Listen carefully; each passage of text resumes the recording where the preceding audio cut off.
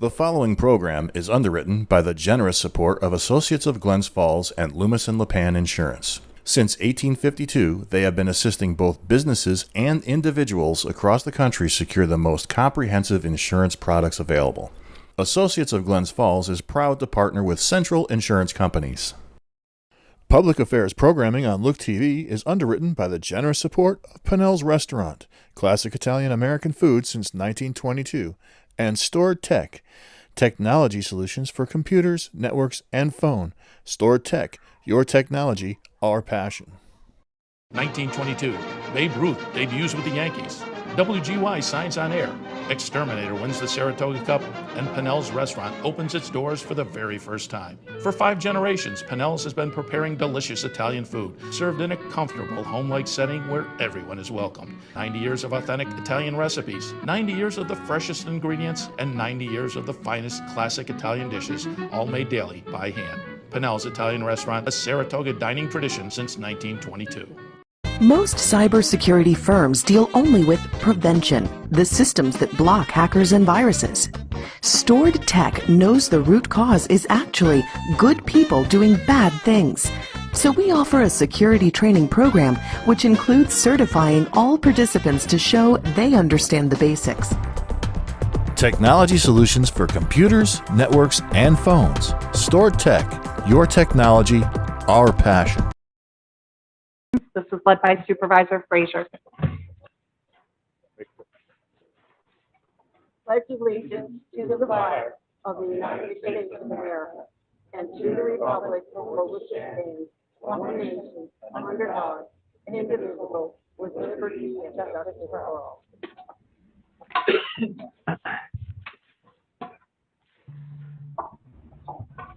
Ms. Allen, would you do the roll call, please? Mr. Conover? Here. Mr. Leggett? Here. Mr. Diamond? Here. Mr. McDevitt? Here. Ms. Bramer? Here. Mr. Bruno? Here. Mr. Driscoll? Here. Mrs. Frazier? Here. Ms. Smith? Here. Ms. Hogan? Here. Mr. Dickinson? Here. Mr. Merlino? Here. Mr. Stroud? Here. Mr. Wild? Here. Mr. McGowan? Present. Mr. Beatty? Here. Mr. Thomas? Here. Ms. Shepler? Here. Mr. Garrity? Here. Chairwoman Sieber, Present. quorum is established. Thank you. May I have a motion to approve the minutes from the February 19th board meeting? Thank you, Supervisor Diamond, seconded by Supervisor McGowan. All in favor? Aye. Opposed? Abstained? That carries. Thank you. At this point in time, we're very excited to do the presentation of our Employee of the Month awards. If I could please have our administrator and our personnel chair meet me up front, that would be great. Don, can you get a picture for us, please, if you don't mind? That would be great.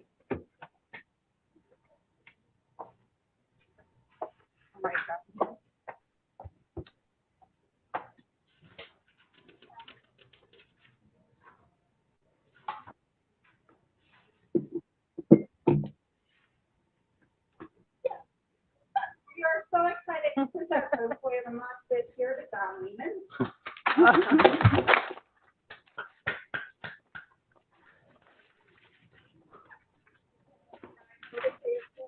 And we'll also talk a little bit about the logo. I can't say enough words about Don Lehman, so it's more than a few. Don has been absolutely indispensable to me personally, to the county as a whole throughout the coronavirus pandemic. It was we had no idea what we were getting into when Don started. His start sort of coincided with the start of the pandemic here. And ever since then, it's been, you know, a 12-hour day is a short day, and that goes for Don too, and that's 7 days a week. There was a period of time where I was up until 4:30, and that's about what time Don gets up in the morning. So the county administrator's office had 24/7 coverage for a while. If you look at the way not just the county government has responded, but the way the public in Warren County has responded, the level of information that they've had has played a huge role in that. You only need to look at our social media feeds to see that we have one of the most active presences out there from a public information perspective. And we have right now the 4th highest vaccination rate in the state. You have to have people wanting to get the vaccine and understanding how important it is to get the vaccine in order to get the vaccine. And the vaccine is what's going to get us out of this. And so much of our success is due to what Don has done. And I can't possibly thank you enough. Thank you, Don. Super. Great job. Outstanding.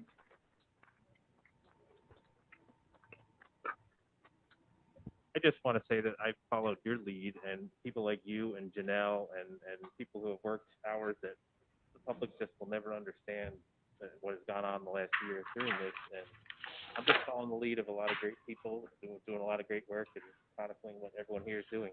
So, embarrassed by this. I don't think I've been here long enough. Thanks. Thank you. Well, Don, listen, I've been on the Employee of the Month committee since we got started, and when your name came forward, we were all very excited to be able to honor you. It doesn't matter how long you've been here. You've worked tirelessly. You've been there for all of us, and I appreciate you personally. But really, I wanted to give this award to your wife for the awesome vaccine logo that she made.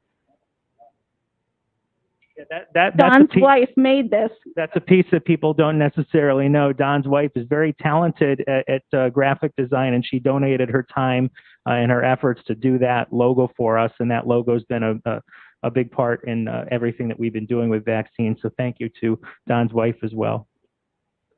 Basically, she saw me struggling with a terrible, if it would have been my logo, we would never would have used it. Thankfully, she saw me struggling with it and saved me.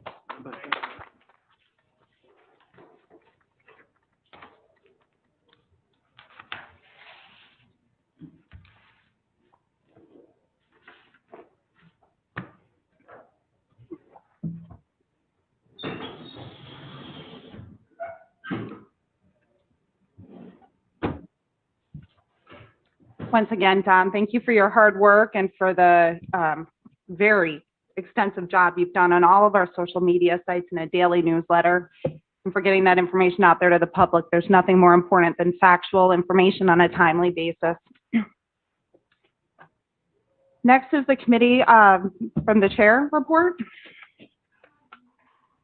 Over the last 4 weeks and just over 60 days into my term as chairwoman of your board, I have continued my commitment to enhance communication with all members of our board and with our community. I have emailed as a group and individually each supervisor, and I've had the chance to individually speak with 19 members of our board by phone or in person. I have sent out my 5th board member update on February 26th.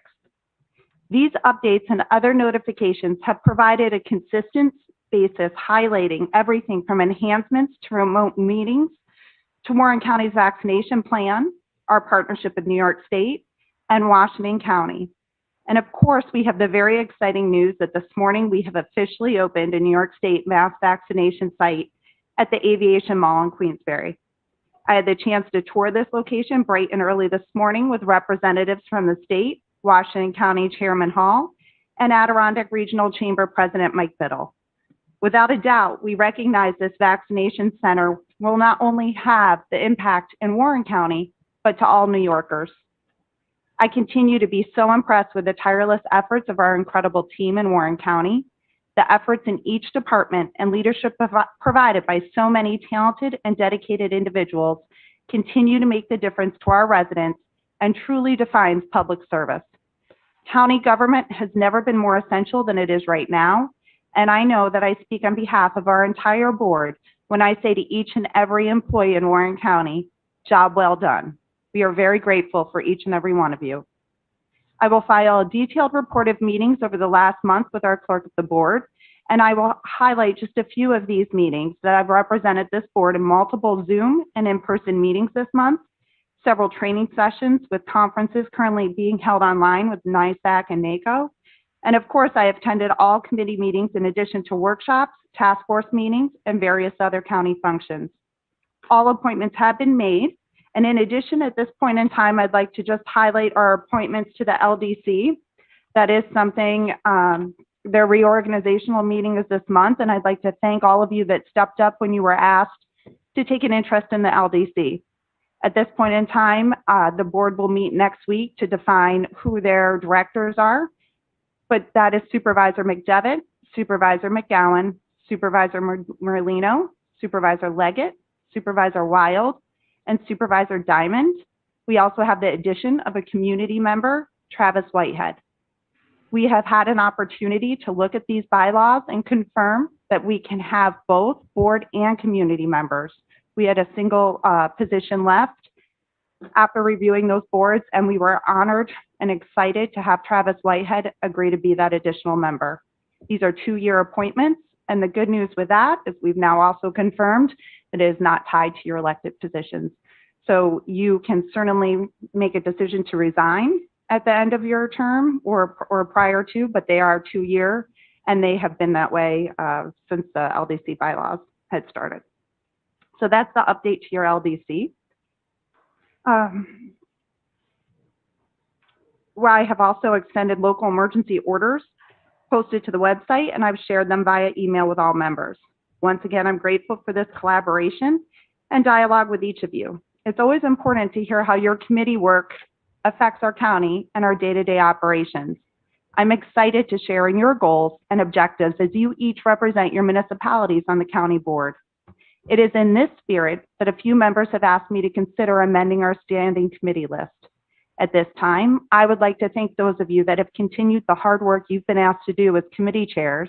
And I would also like to thank Supervisor Leggett, as he has reconsidered a chair position and will be our criminal justice chair for the rest of the year, and that will be vice chaired by Supervisor Shepler. So thank you both for that commitment. I also want to thank those of you that have adjusted to the smaller committees and fewer members, yet with more responsibilities. And your hard work and your focus is very impressive for the goals for 2021 in your respective committees. I will ask Amanda Allen to email out a revised standing committee list of committee members later today. There were some other minor revisions, and like I said, she'll send that out later at some point this afternoon. At this time, I'm going to ask each chair of their committee, by alpha order of your last name, to report to the board your committee updates. The key to our success as a board of supervisors is the hard work that each of you provide to our county in your committee work. And judging by our results in just a couple of months, I can see how hard each committee is working. Thank you for these efforts. Once again, it's a privilege to serve as your chairwoman, and I look forward to working with each and every one of you in 2021. At this time, Supervisor Beatty, I will note that the executive committee did not meet this month because there were not any items to come before this committee. And at this point, I would ask you to please lead our committee reports on both finance and governmental operations and advocacy. Thank you, Madam Chairwoman. It's a pleasure, and you're doing a great job. Thank you. I'm going to first do government ops, and I believe I have Beth and Billy on from government ops on resolution number 82 in your packet. This is the only resolution coming out of government ops. It's authorizing the submission of it's declaring old ADA voting booths and 25 BMD Dominion voting machines surplus, and authorizing disposition of old ADA voting booths and 25 to other New York State counties and to scrap them. Billy or Beth, did you want to make a comment on that, please? Sure. Hi, Doug. Hi. Thank you. Beth, please feel free at any time to jump in. But we've been out searching our adjoining tri-counties. We figured we'd start there first. Beth contacted Saratoga County. These machines, these BMD machines that we're replacing have no value to anyone else except a Board of Elections. Dominion would not give us a trade-in value on them since we leased the new machines. So we figured maybe donating them to adjoining counties that are going to start or have started having some of the same issues that we've had over the last few years with these BMDs. Saratoga County would like to take, we had 20 BMDs that are totally operable. So Saratoga County has asked for 10, Washington County has asked for 2, and Essex County has asked for 8. but we also have 4 BMDs that are parts machines that we've taken scanners off, and Essex County has asked that they can take, they requested to take the 4 for parts. So basically that'll dispose of our current BMDs that had no value. They'll be out and gone once we get our new ones, and we don't expect to put the new ones into operation until November. By the time we get them and get trained on them and get our inspectors trained on them, we expect to roll the new BMDs out in November. I'll let Beth on the ADA carts that we want to get rid of, Beth. Yep, we got ADAs. We put an email out to the entire ECA. Nassau County actually has first dibs. They'll take all of them, or what fits in their trucks that they come and pick them up with. And then we have a list of, I think, 3 or 4 counties that will take anything that's remainder that we would like to get rid of. Okay, thank you. Thanks, Beth. Thanks, Billy, for the update on that. So that will be number 82 in your packet. Thank you very much. That was the only resolution being brought forth from government ops. We'll jump right now into finance. Is Mike Swan there? If he is, I'd like to have him. He always gives us just an update from the Treasury Department. Is Mike there? Yes, Supervisor Beatty, I'm here. Thank you. Thank you, Mr. Swan. Go ahead. First of all, I'd like to say that we're still in the process of closing our books, so I really don't have any concrete figures yet as to where we stood with 2020. Things are not looking that bad. I think we're going to be okay. The stimulus package that was just signed by the president reports that we're going to get $12.5 something million. I found out yesterday that more than likely that money is going to go to the state, and then the state will give it to the county. That causes me some concerns, but there's nothing we can do about it. And the money has a tremendous amount of restrictions on how the county can spend it. I have doubts that we'll be able to spend all of that money, I'll be honest with you. But we'll see what happens. We first have to figure out what our losses were, and we can cover ourselves with that and then go from there. That's about all I have for that. At the last meeting, Supervisor Wild asked me to get some information about short-term rentals and occupancy tax and so forth. Unfortunately, most of the counties are in the same boat that Warren County's in, where we really don't know where we're at until probably the end of this month, just as the accounting cycle. But I do have a little bit of information that I came up with. Tompkins County, that was one that you said something about. They collect right around $3 million a year, and they are down, but they wouldn't state an amount. The same with Essex County, which collects about almost $3 million a year. Same thing. A couple of counties, just to give you an idea. Seneca County, they collect about $500,000 a year. They're down almost 30%. Ontario County, they collect right around $1 million. They're down about 6%. So it looks like it could be anywhere as far as that goes. As far as the short-term rentals go, we're still working on that. And just as a point of information, there are 35 counties out there that have an agreement with Airbnb. One of them is not Warren County. And everything that I've talked to about any of these counties that I've talked to about this, they just get a check.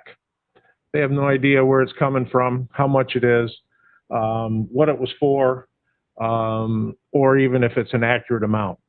So the county attorney's office and I have been working with, and mostly the county attorney's office. I think we're going to end up with something with them, but it's going to be a hard, long fought battle. And I prefer that, even though it's overwhelmed my staff, I think we're going to be in better shape doing it on our own, to be honest with you. Any questions? Okay, thank you. Thank you, Mr. Swan. Very good. In your packets, there's resolutions 70 and 71, making supplemental appropriations, and 71 amending the Warren County budget for 2021 for various departments within Warren County. And also there'll be resolutions 98 through 105 from the Finance Committee. 98 was authorizing the appropriation of funds for the vehicle reserve to departmental budgets to purchase vehicles, amending the 2021 Warren County budget. 98 was from Ron and Kevin, authorizing the implementation funding in the first instance, 100% of the federal aid and state Marcella program aid eligible costs of the transportation federal aid project, and appropriating funds therefore for the Department of Public Works. 100 is also from the DPW and Ron, increasing capital project number H3222 Palisades Road over Brant Lake Inlet Bridge CR 26, authorizing transfer of funds and amending the Warren County budget for 2021. 101, also from Kevin and Ron, DPW. We seem to be on a roll here. Awarding bid and authorization agreement with lowest responsible bidder for the construction services for the Palisades Road over the Brant Lake Inlet Bridge replacement project. 102, again, finance, was sent to finance. We approved it and we're passing it along. It was from DPW, authorizing supplemental agreement number 3 with Foyt Albert Associates to provide additional right-of-way and construction inspection services for Palisades Road over the Brant Lake Inlet again. And 103, Parks and Recreation. This came from Ron, authorizing the appropriation of funds from the deferred revenues to the Up Yonda farm budget for the purpose of utilizing the Junior Pearsall grant and the Charles Wood Junior Foundation grant, and amending the county budget. And also, this one was from Andrea in planning, authorizing the appropriation of funds from the deferred town poster sales to the planning and community development budget, amending the county budget. And the last one's from the treasurer, Mr. Swan, canceling or correcting the assessments and refunds and chargebacks of taxes for pilot payments made in 2021. So at this time, I'll ask if anybody on the board has a question on any of those resolutions, and if so, I'll have the appropriate department committee chairman and or department head address that. So are there any questions from the board on any of those resolutions that I just read? Is there any in the boardroom, Ms. Chairman? Not that I see, Supervisor Beatty. Okay, very good. That will conclude the Finance Committee resolutions and that came from our meeting. Thank you. Thank you, Supervisor Beatty. Supervisor Bramer, Personnel Administration and Higher Education. Thank you so much, Chairwoman. We met on March 4th, and we only have 4 resolutions, so I'm going to go through them just quickly. The first one is amending the table of organization and Warren County salary plan, and that includes deleting that position of our temporary county fire coordinator, which we do not need anymore, and also creating the position of a new tourism position. And at the appropriate time, I would like to make an amendment to this table of organizations, but I don't need to do it right now. The second one is a resolution urging the legislature and the governor to provide additional support to our SUNY schools, particularly here, SUNY Adirondack and our SUNY Plattsburgh at Queensbury campus. So that's very important, and I would like all of your support on that one.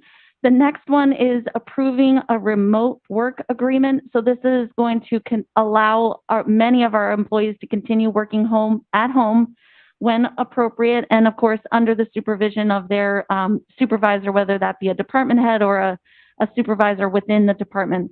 So I want to thank very much our HR director, Jackie Figueroa, for putting this together and for input from Treasurer Swan as it related to the payroll issues and minor things. And Rob Lynch in his office was great there as well. We also had input from the IT director and our county administrator. So it was really a pretty big effort in a very short amount of time. And I want to thank all of them for putting this together so that we have something on paper going forward that allows flexibility, but also make sure that we also have accountability and consistency in how we're managing people working from home.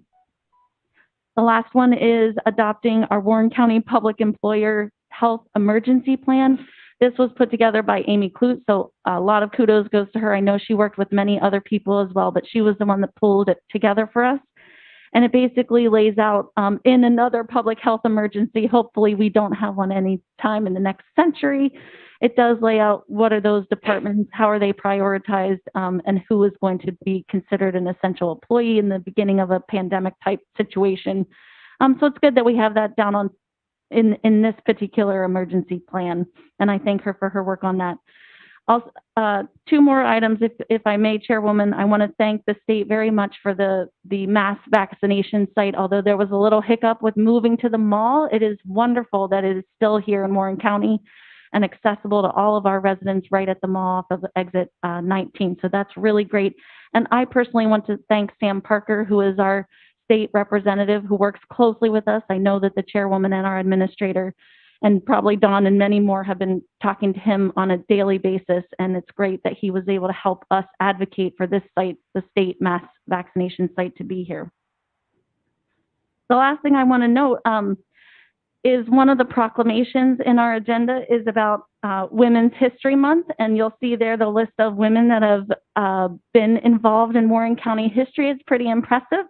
The one person that I would like to call out, myself being an athlete, is Diane Struble in 1958 was the first person to swim the length of Lake George. Pretty cool fact that I learned over the summer.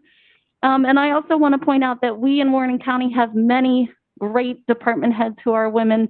They do an excellent job. Everywhere from obviously Janelle Jones to our county attorney Kassane to Jackie Figueroa and many others, and as well as our committee chairs, qualified people who are doing a great job, from Susan Scheffler in the criminal justice to Supervisor Hogan and Supervisor Frazier and myself as minority leader. I'll throw myself in there. And finally, our very qualified and effective chairwoman. So it's a great time to be celebrating Women's History Month in Warren County. Thank you. That's my report. Thank you, Supervisor Bramer. Much appreciated. Supervisor Conover.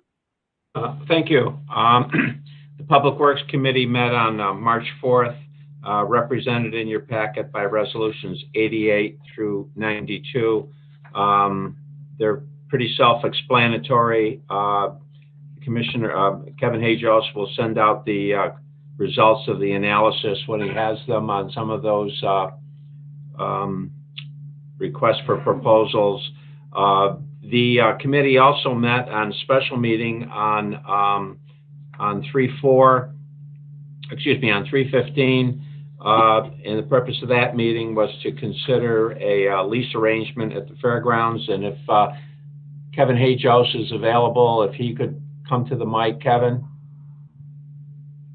and just give the board a quick review of the proposal and and what the negotiating team and what the committee approved. And let me say at this juncture, let me thank Supervisor Bruno, Supervisor Garrity, and Supervisor Hogan for agreeing to serve on the negotiating team. Kevin, if you could just give the board a quick outline of what the proposal is and what they're considering today. Sure. So we put out proposals at the end of last year. We received the proposals in January. We only have one proposal we received. The name of the company is called Glamp Adirondack. They want to do something similar to Adirondack Glamping did, is to use the fairgrounds basically for the glamping or camping out in the fairgrounds. The proposal right now would be for 1 year, possibility to renew it for a second year with the approval of the Superintendent of Public Works, just to make sure that, as well as the town of Warrensburg Supervisor Garrity, to make sure that there was no issues over this year. I believe and I don't have it in front of me, the total amount of the proposal is a little over $26,000 for the first year, with a 5% increase. If we go a second year, there'd be a 5% increase. Thank you, Kevin. While he's at the microphone, I'll just say, does anyone have any specific questions regarding the proposed lease? And that's represented in your packet as resolutions 107. There being no questions, Kevin, thank you. And that concludes my report. Thank you, Supervisor Conover. Supervisor Diamond with Public Safety. Thank you very much, Madam Chair. We have two resolutions in your packet today for your consideration. Resolution 87 is authorizing an agreement with MCI Communication Services to install and provide E-Lines fiber optic communication services at the Warren County Sheriff's Office and the Hague Radio Tower site to improve radio communications. The second resolution is Resolution 106, which is an adoption of the Warren County Police Reform and Reinvention Plan that was provided by Sheriff LaFar. Is there any questions in regards to any of these two resolutions? That concludes my report. Thank you, Supervisor Diamond. Supervisor Dickinson, Environmental Concerns and Real Property Taxes. No report. Okay, Supervisor Dickinson, thank you. Supervisor Driscoll, Human Services. Good morning. Thank you, Chairwoman. Human Services Committee met on February 22nd. We heard from the Countryside Adult Home. There is only one resolution in today's packet. That is Resolution 86. It's an agreement for dietary consultant services at the Countryside Adult Home for a sum not to exceed $4,032 a year.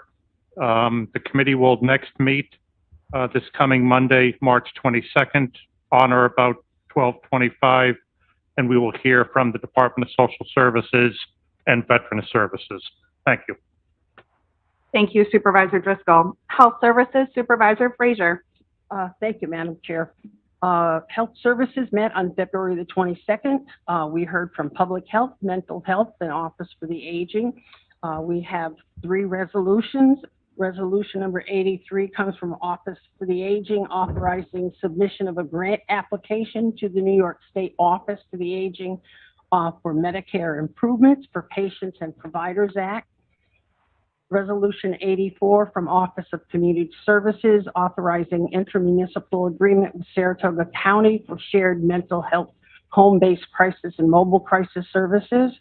Resolution 85 from Public Health, authorizing an agreement with High Peaks Hospice to provide hospice care to patients referred by Warren County.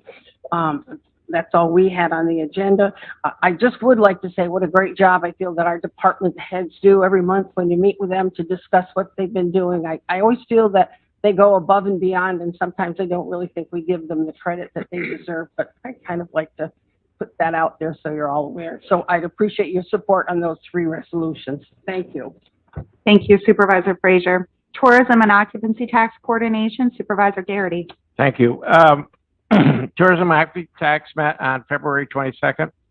A lot of the discussion centered around the RFP for the best practices and finding out what the other regions in the state do on tourism and out of state.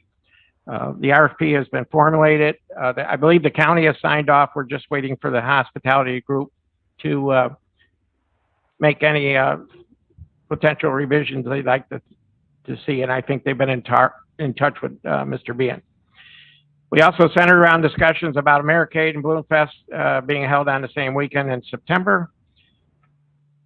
Also, the Oxy tax funding application was approved for 2021. It's posted on the Treasurer's website. Also included in the packet today is Resolution 93, extending the agreement with Adirondack Regional Tourism for regional marketing services an amount not to exceed $10,000. And last but not least, in Resolution 94, which is part of the Personnel Committee, is a new position in the Tourism Department. And I ask that you support these. Also, I'd really like to thank Joanne and the staff down there. They've been working hard. I also like to thank the town supervisors and the city of Glens Falls and the village for getting in their 2020 reports. They're in.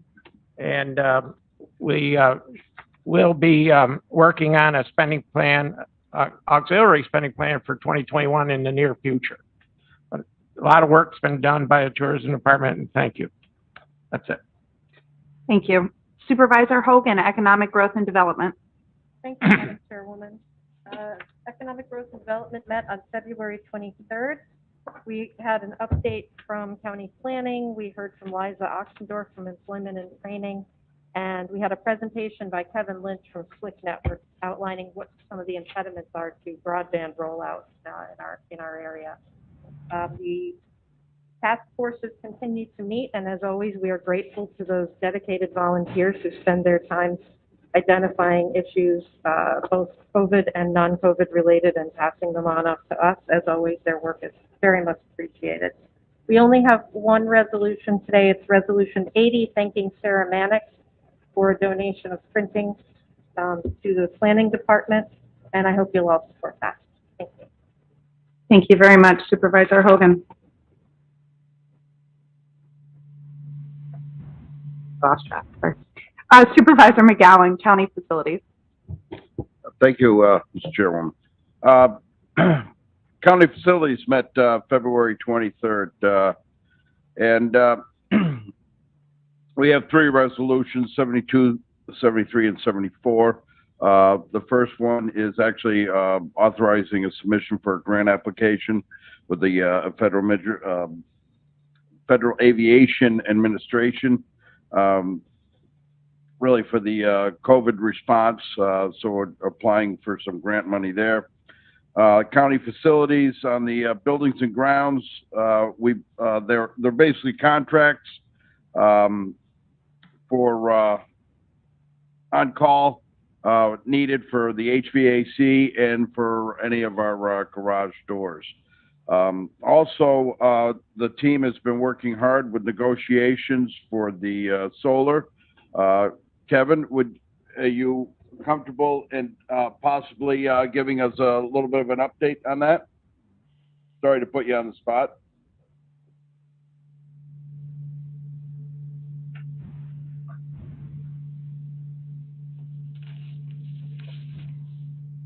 So we had 8 proposers total for the solar land lease for the fairgrounds. We've narrowed it down to the top 3 proposers.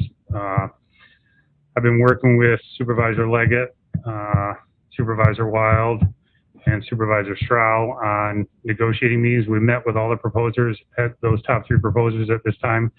There was some questions that we wanted answered. They came back and answered those questions.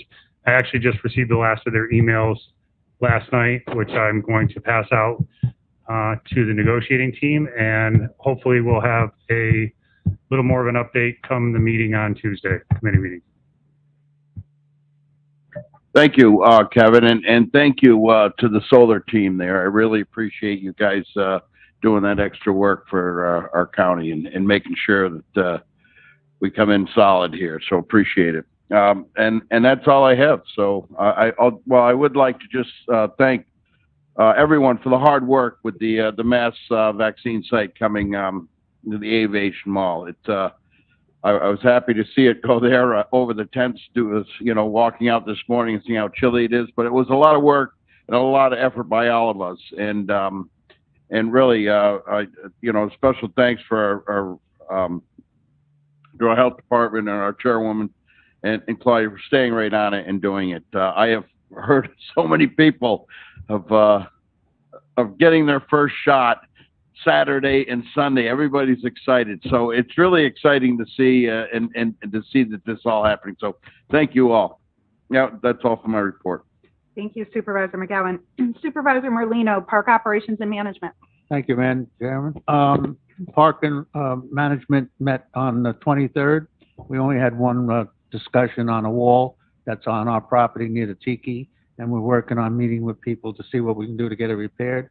And now that the governor has lifted some of the restrictions on outdoor activities, we're going to be working with the mayor to see what we can do to start getting more back into our park, and because we lost a lot last year with the cancellations.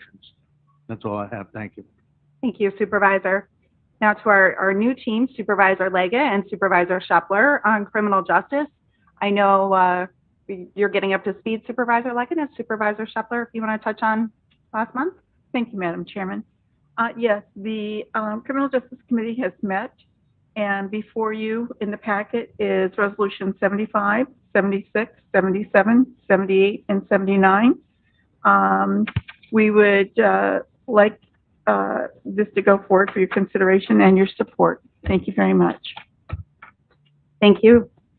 Supervisor Smith, Extension Services. Thank you. Our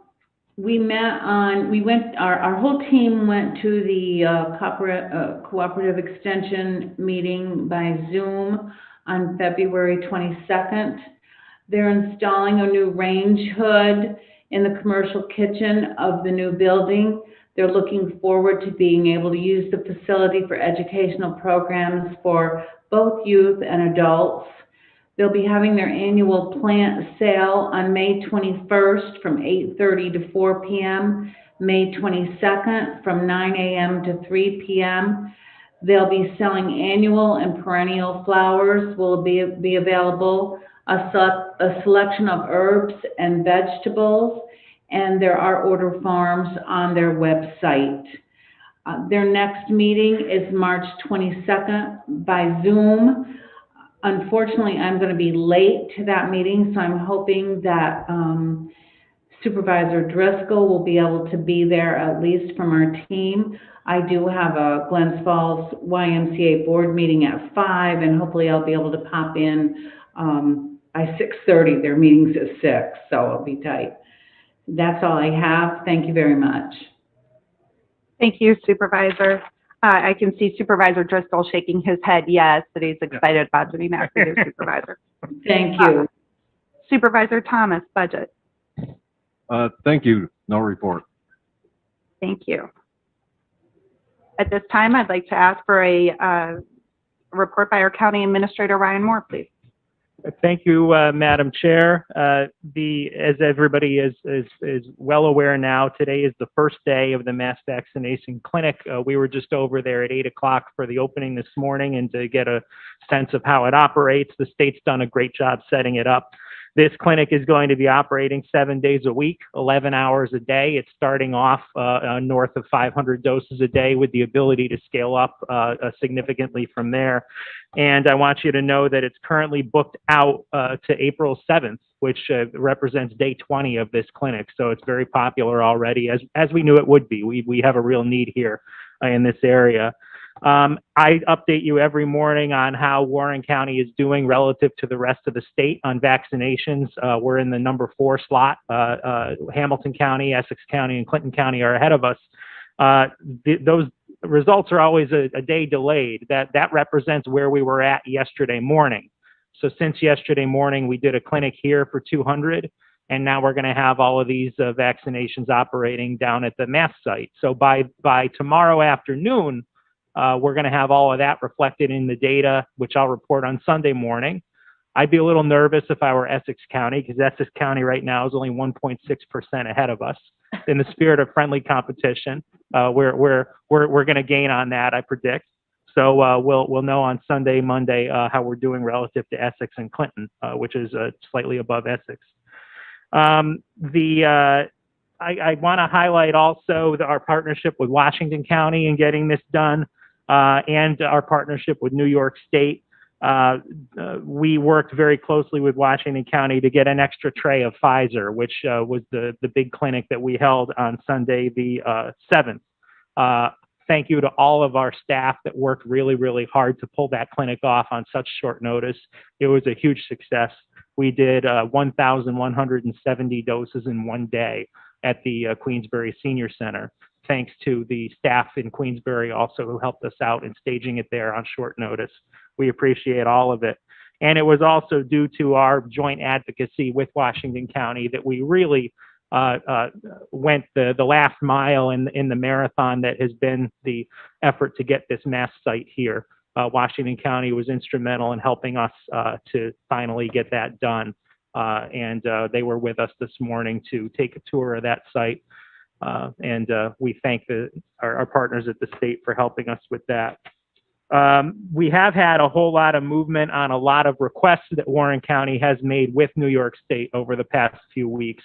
Of course, the pieces I've already mentioned with the Mass site and that Pfizer clinic that we were able to host. But also on March 10th, the state, as you all know, increased the eligibility to 60 plus. It had been age 65 and over. We had been advocating for them to drop that down to 60 and to open up eligibility. We're very happy when they made that announcement on March 9th. That was effective on the 10th. And also part of that March 9th announcement was that as of St. Patrick's Day, they expanded to all of those additional essential worker populations, the public-facing workers. And we have had a lot of interest. That's, for instance, the 200 that we did yesterday was primarily people that were eligible as a result of that announcement. We had advocated for that. We were very happy to get that. And a huge one that also happened on the 17th was, remember the system I talked about at the last board meeting where all the providers had to stay in their own lane, where we could only do essential workers and we couldn't do 65 plus. We asked that the state get rid of those lanes and just allow everybody to do everybody that's eligible. And we've been doing that since the 17th. We're very, very grateful to have gotten that change through. It's a positive step forward. All of these things coming together on the vaccines is so important from the perspective of getting the economy back open, because it's our strong percentages with vaccinations as well as recoveries that is the key to getting people to participate more in the economy and get these capacity restrictions lifted. We have already started to see positive results there. And on the travel quarantines, I'm just kind of rehash some of these announcements because they've been coming fast and furious. The travel quarantines, as you all know, anybody who's an employer knows, it's been difficult from a time management perspective. When your employees leave the state to have to come back and quarantine and have to use that time on their own. It's also been difficult for local health departments because the local health departments, in addition to contact tracing, vaccines, all the other things that they're doing, have had to keep track of these travelers coming back. And it's also been tough for morale. No matter who you are, you have family and friends that are in other states, and in many cases, we haven't seen them. So we had asked New York State to consider waiving those travel quarantine restrictions for people that are fully vaccinated, as well as people who have recovered. And the state announced on March 10th that they were doing that. And then the following day, and we had also asked for this with the help of Dr. Borgos, our medical director, who actually wrote a letter to Commissioner Zucker. We had asked for the travel quarantine to be eliminated altogether, because you have a situation where New York State's numbers are no longer a lot better than all these other states' numbers, where it's evened out over time. And the governor went along with that, and the State Department of Health went along with that too. And as of April 1st, we no longer have to worry about the travel quarantines that are not related to COVID exposure, but just based on the fact that you went to a state that's non-contiguous. So that all goes away April 1st. Again, it's good for our health department, good for our employers, good for our hoteliers that don't have to worry about this with their guests anymore, and good for morale all around. If you have a grandchild in a southern state that you haven't seen, I know at least one board member is in that position. So we're very happy to have that lifted. Gathering limits on Monday, the 22nd, this coming Monday, the residential social gathering limit stays at 10 for indoors. It increases from 10 to 25 for outdoors. For non-residential events, currently the limit has been 50. It's been 50 since last summer. On Monday, it goes to 100 indoors, and it goes to 200 outdoors. That's a big change. And then on Friday, April 2nd, if you incorporate testing, that 100 indoor limit goes to 150 if everybody in the gathering indoors is tested. And if everybody in the gathering outdoors is tested, the 200 limit goes to 500. That's Friday, April 2nd. That announcement kind of played havoc with the state guidance on weddings and in-person events and catered events. We had asked for clarification for a couple of weeks from the state. We got all the clarification that we were looking for on that. I sent out some details on what that clarification was. If anybody has questions about it, I can answer those questions. But in a nutshell, the expanded activities in these events, they do allow for standing cocktail parties, and they do allow for dancing now. That applies to any event beginning actually on the 15th, this past Monday.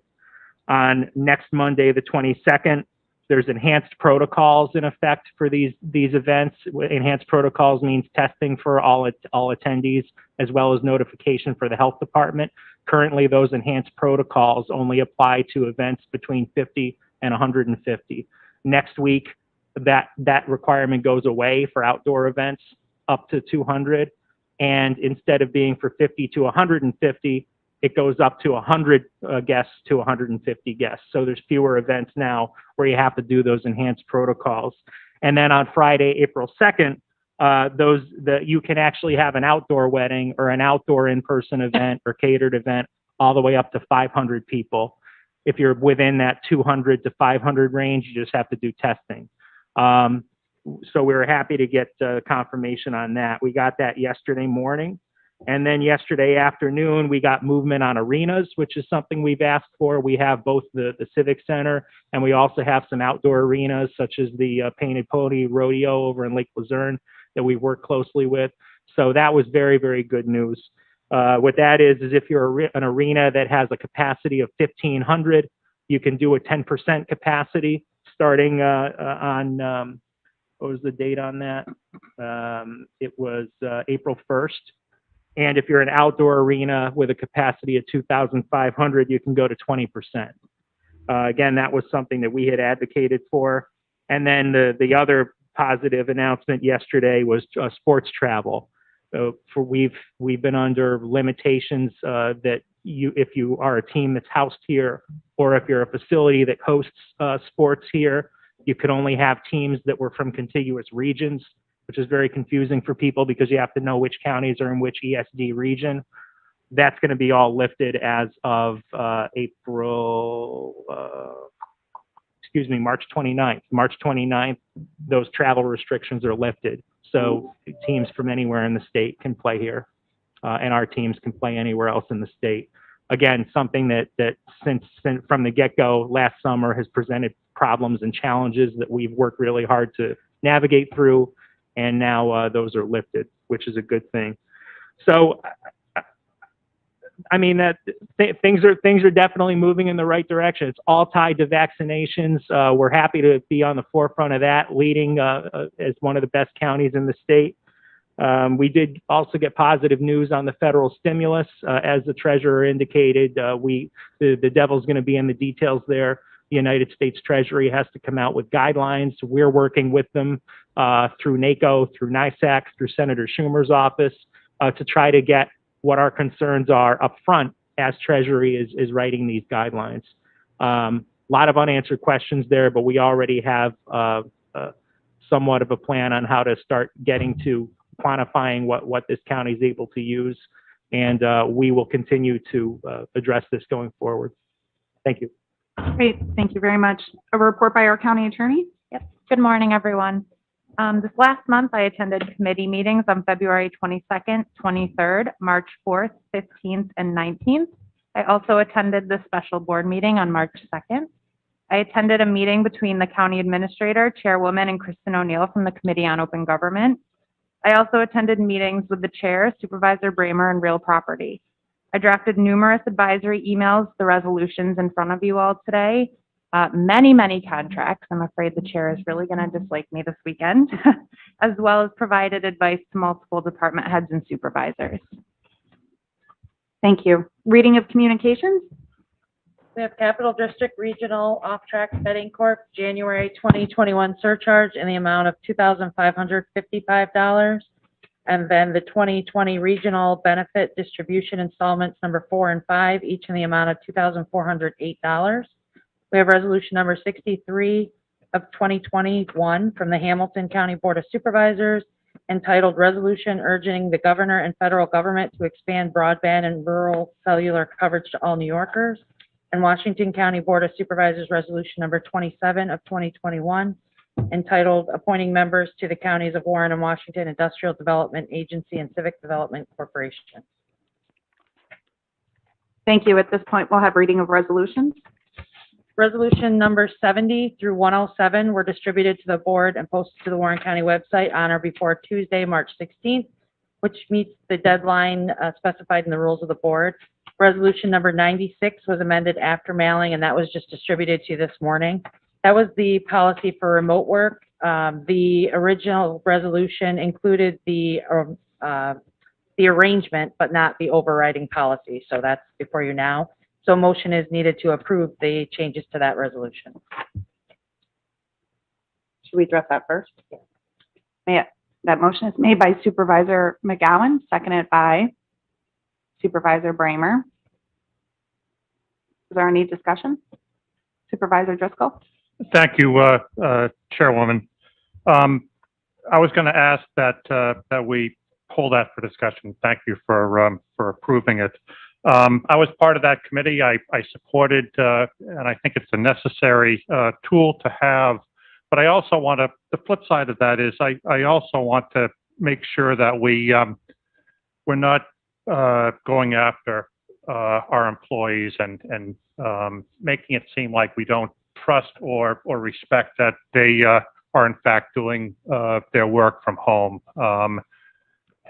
The 40-plus year career in working for not-for-profits, too often I've had to account for my time because my time was paid by 2, 3, 4 different funding sources. So at the end of the day, I had to account for where I was working. Oftentimes you were multitasking, an 8-hour day.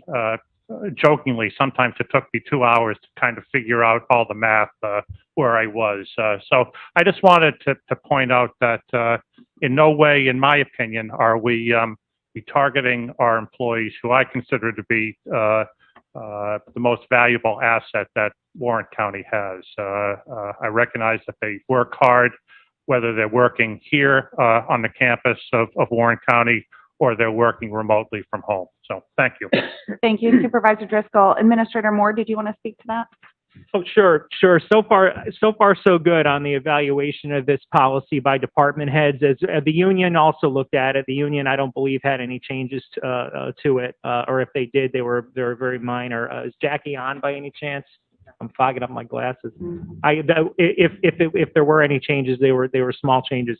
But I reached out to department heads, I think Friday last week, to get them looking at this, knowing that there was a possibility we'd have this in place effective after this board meeting. And they've most of them have gotten back to me so far, indicated they don't see issues with it. I've got 2 department heads to call back this afternoon, but so far so good on that front.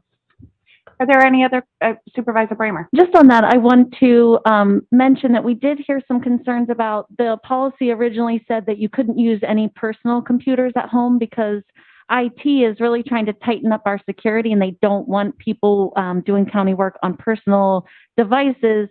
But we heard that there is a concern about not everyone yet has a county device to use for their work at home. So we did amend that. I just want to make that clear. We are working with everybody. We trust our employees and we are making it as smooth as we can. They're going to use Nova Time just like normal to punch in and punch out. And it's just a matter of making sure that we have it consistent across the board for the county. And I think the employees will be happy to know that this is something we will allow going forward, just even after we come out of the pandemic. So I think it's a positive move for us. I see it that way. Lots of lessons learned. Thank you, Supervisor Bramer. Are there other discussions before we call the vote on this? Hearing none, all those in favor? Oh, I'm sorry, Supervisor Stroud. Yeah, are we on discussions and public comment on proposed resolutions? No, Supervisor Stroud, we're still talking about the work from home, the flex policy. Okay. Did you have a comment about that? No, I don't. Thank you. Okay, is there any other discussion regarding this specific resolution? Hearing none, I'll call the vote. All those in favor? Aye. Opposed? Abstain? Thank you. That carries. Okay, great. So at this point in time, I'll open the floor for any requests regarding discussion on resolutions. Supervisor Stroud. Yes, thank you, Chairperson Seaver. As you know, and you've all received a copy of it, that I've proposed a resolution that is very short and sweet and basically says, you know, the nature of the creation of the majority and minority positions appears to seek division, and this is the wrong time to seek that kind of division. George Washington, in his 1796 farewell address, he proclaimed that political parties, they may appear to answer popular ends, but they are likely in the course of time and things to become potent engines by which cunning, ambitious, and unprincipled men will be enabled to subvert the power of the people and to usurp for themselves the reins of government, destroying afterwards the very engines which had lifted them to unjust dominion. So basically, I'm sorry, just a point of order, Supervisor Stroud. What you're proposing today is to waive the rules to present this resolution. You have passed it out ahead of time. Would you like to read the resolution? At this point in time, it's just a motion to waive the rules. no, I have to preface where I want to go, because I think it's important when the individuals vote on waiving the rules, what they're There's two waiving, separate resolutions, Supervisor what Stroud. what they're waiving the rules for. So Washington, Stroud, at this point in time, what I'd like just warning the people to call a American resolution or a vote. against the negative impacts of opposing political parties. And partisan politics can cause intelligent people to make very stupid decisions. We've seen that. Supervisor Stroud, just a point of order. As much as I'd appreciate this dialogue, and I certainly look forward to it if your motion passes on the waiving of the rules, at this point in time, the proper parliamentarian procedure is to ask if I assume you're making a motion to waive the rules to discuss your resolution. I am making Is there a motion to waive second the to that rules. motion to waive the rules? But if that doesn't pass, I'll never be able to discuss where Supervisor Stroud, at this point in time, it is a motion before us. That is now seconded by Supervisor Wild. Thank you. So- This is specifically to talk about the motion to waive the rules. so that I can talk about my resolution, right? Just a motion to waive the rules to bring it. So if the motion to waive the rules doesn't pass, do I get a chance to talk about my resolution? I will certainly defer to our county administrator or our county attorney to provide you with that. That's why I'm using the opportunity now, because waiving the rules and bringing the resolution Supervisor Stroud, to that's why we floor have the process to go through so much committee. related. All right. You know, I have a few more points to make. You know, partisan Our politics. county administrator, I'm going to ask for him to just clarify the process, the parliamentarian process moving forward. Right now, we're discussing the motion that's on the floor, which is to waive the rules in order to consider this resolution. And that's why I'm trying to explain the resolution. We have a copy of the resolution in front of us. Yeah, but I need to explain the background to it. The Supervisor partisan Stroud, at this point, politics is it a roll? just is not the path to solutions. I think Supervisor Conover stated it recently. We all need to come together to solve these problems, to find solutions. And resolution number 81, which complements what I'm trying to do, but wasn't mentioned, advocates for the bridging of divisions and working together. Supervisor Stroud, at this point in time, I'll just ask if there's any objection from the members of the board for you to continue talking about the resolution you've provided to us. That would be the proper procedure. If they're without objection, by all means, please feel free to discuss this, but it is regarding a resolution to waive the rules. Are there any objections to this discussion at this time? Hearing none, please continue, Supervisor Stroud. Well, thank you. So the whole purpose of my resolution is not to be made personal, and it's not about personalities. It's about these two positions and what they tend to do. They tend to cause and suggest that there's division. You know, one of the reasons why I've enjoyed working on this board for 7.5 years is the unity. The unity, you know, other than the chairmanship, we've never discussed politics or partisan differences. We look at the issues and we look at them together. And we've looked at many issues together. And that's what we have to do, is continue looking at one unit. There is no division. And I will take the position that Democrat or Republican has no place in the Board of Supervisors of Warren County. So all I'm advocating for is that these two positions be eliminated. Thank you. Supervisor Stroh, was there anything you wanted to talk about with the motion to waive the rules? Well, I just hope that the board votes in favor of waiving the rules so that this resolution can come before them for their expression. Thank you. Is there further discussion on waiving the rules? I see Supervisor Wild. Again, this is related to waiving the rules. Thank you, Madam Chairwoman. I'm not really sure how to go here, but I get a little concerned when we don't allow people to speak their minds and we kind of use the rules to stop opinions that it might be different from some others. Supervisor Wild, right now we are allowing that. Excuse me. I'd like to have that Excuse me, a discussion. point of order, Supervisor Wild. We have allowed great latitude in this discussion this morning. It is a motion to waive the rules.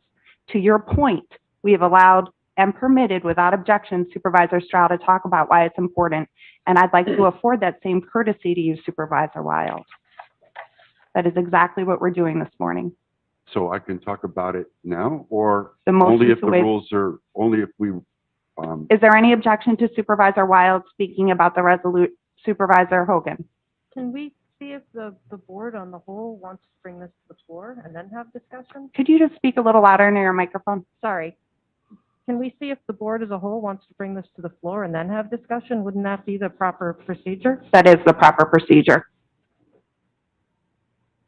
At this point in time, in order for this to have a motion to waive the rules and come before us to then have the discussion regarding the resolution in front of you off the floor by Supervisor Stroh, a 2/3 vote will be required. At this point in time, I would ask for there to be a roll call. Yes, please. None for me. Mrs. Frazier? Mrs. Frazier is left. Ms. Smith? No, I'm not. Ms. You Hogan? had a hand up. I'm sorry, Ms. Smith, are you voting in favor of the motion to waive the rules?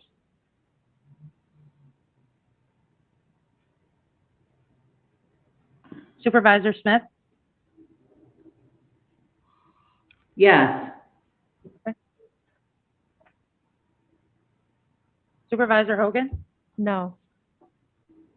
Supervisor Dickinson? Yes. Supervisor Merlino? Yes. Supervisor Stroh? Yes.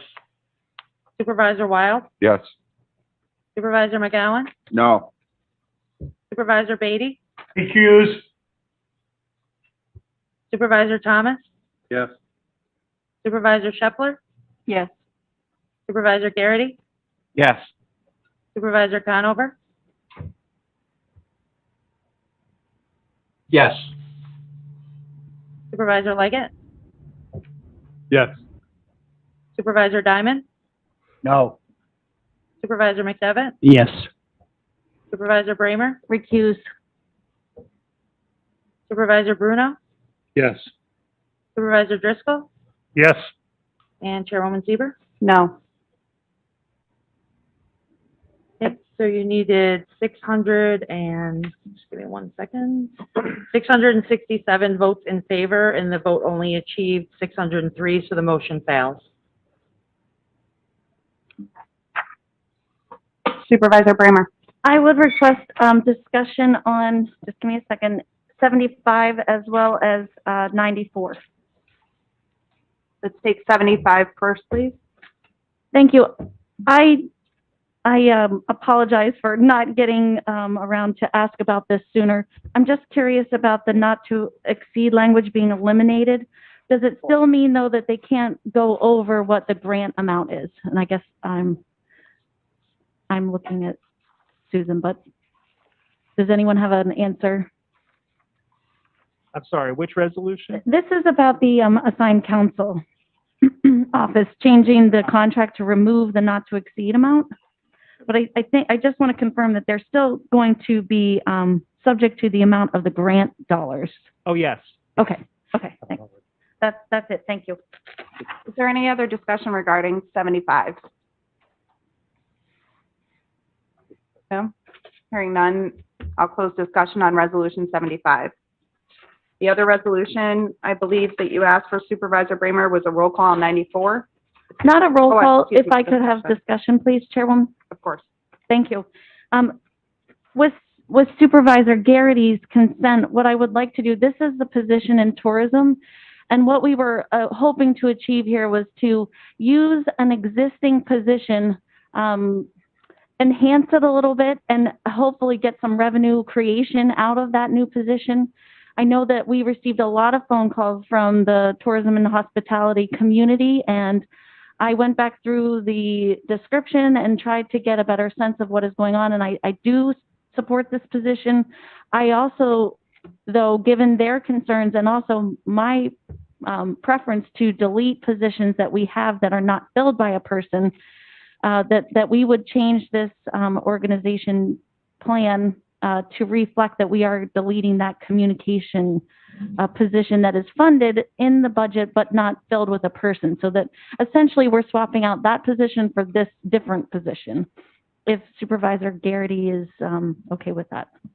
We had some email correspondence, but. Supervisor Garrity? Well, I'm not really okay with changing the position. We've had our committee pass the position. We brought it to the full board. I'd rather vote on what we have in front of us at the 11th hour. You know, as far as eliminating positions in the budget, we should have talked about it at Personnel Committee and done it that way. I would be okay with eliminating position at a future date, but to do it at a board meeting, I just don't think it's correct without having the rest of the committee involved in the discussion. So, and that's just the way I feel about it. If we're going to follow the rules, let's follow the rules. Supervisor Bramer? Thank you, Chairman. Absolutely, Supervisor Garrity. That's fair enough. So I will, maybe you can bring it up on tourism to come through committee. Thank you. Yeah, it's not on the agenda for this month, but we can take it in due time. We'll take care of it. Thank you. Is this discussion regarding Resolution 94, Supervisor Merlino? No. Do you mind if I just finish up discussion on this one? Is there any other discussion on 94? Okay. I'm sorry, Madam Chair, is that 93 or 94? Are we talking about the tourism position? We're talking about the amending the tables of organization and Warren County salary and compensation plan for 2021, Resolution 94. I'm sorry. Thank you. Welcome. Any other discussion on that? I'll close discussion on that one. Supervisor Molino. I just got a quick question, on the one that just failed, the, moving the rules. I don't think Ms. Frazier voted on it. Would that make a difference if it passed or didn't pass? She was out of the room. At this point in time, what would be the proper protocol? The answer is no. Do you want to address that? Only 11 votes, is that right, Edna? That's Yes, right. so the answer is no. Thank you. Thank you. Is there discussion on other resolutions? Supervisor Hogan. Resolution 81. Resolution 81. Supervisor Hogan, if you wouldn't mind, just Supervisor Garrity's having a tough time hearing you up here. If you would just, thank you very much. This is the Joint Economic Growth and Development and Government Operationals Advocacy Resolution regarding on bridging divisions and working together. Right. I've often heard the phrase used, "Don't let perfect be the enemy of good." And to be honest, I've never really liked that saying, but it is why I'm voting for this resolution today. In theory, I agree with everything the resolution states, and it certainly is a feel-good resolution. I was told it was a good start. I find that slightly embarrassing to admit that we are only at the start. There are many in our communities who live their lives far past the starting line, and we should have taken the time to gather their input and learn from their experience. As far as I know, only one town has addressed this resolution, and I want to say kudos to Supervisor Frazier in the town of Hague. There's no substantive action in this resolution, and that worries me. Will the county be reviewing our hiring practices and policy language for unconscious bias? Will the county examine departments for systemic problems? Will we be calling each other out for microaggressions? Will we get training on more thoughtful use of language? For some reason, we couldn't take the time to craft this resolution better. In actuality, create something that was really inclusive and active in promoting diversity, honest and respectful dialogue, and committed to progress. Still, I'll vote for it, but I'm going to take very seriously the responsibility attached to my vote, and I hope you will too. Thank you. Thank you. Are there any other discussions regarding Resolution 81? Supervisor Strauss? Yes, this was put forward by the ANCA, the Adirondack North Country Association. And as you probably know, they're very active in promoting economic development in the Adirondacks. And they're a nonprofit, and they're trying to just build more dynamic local economies up north. And so I think this is a very good resolution. I agree with what Supervisor Hogan said as well. Thank you. Thank you. Other comments? Or discussion on that resolution? Other resolutions for discussion? Looking at Zoom in the boardroom. Hearing none at this point in time, I'll ask for public comment from Mr. Lehman on any of our resolution-specific public comments. Good morning, Chairwoman Sieber. We do have a comment from Chris Strow, reference to one of the resolutions. It reads, monies saved by cutting stipends should be just that, saved, not put back into the pockets of the newly created, highly controversial majority-minority leaders. No law in NYS mandates politically oriented caucuses. May is not must. I strongly support the resolution dissolving the majority-minority leaders. Should the resolution fail to garner the necessary 2/3 vote, kindly consider the following. Remember in high school when the school principal appointed the class officers? Governor Cuomo appoints the NYS majority-minority leaders in both legislative chambers. President Biden appoints his cabinet. If your answer was no to any of these three statements, you would be correct. Fact is that the classmates choose their class officers, not the principal. The rank and file from both legislative bodies choose their majority party leaders, not the governor.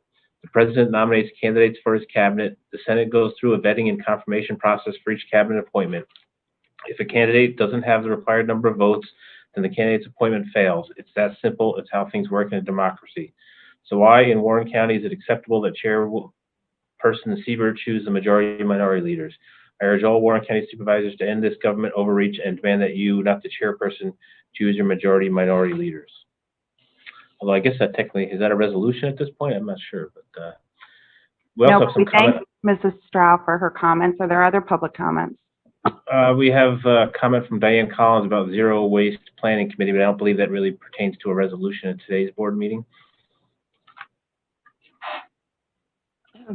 I don't believe so. Are there others? No, that's it on resolutions. Thank you. Supervisor Bramer. If there's no objection, I would ask that Ms. Collins' comment be read into the record, please. For public comment. We do have another opportunity for public comment before the meeting is adjourned, if that's acceptable, Supervisor Bramer. Yes, thank you. I thought that was it. Thank you. Okay, hearing none. No further discussions at this point in time. We'll move on to any requests for roll calls.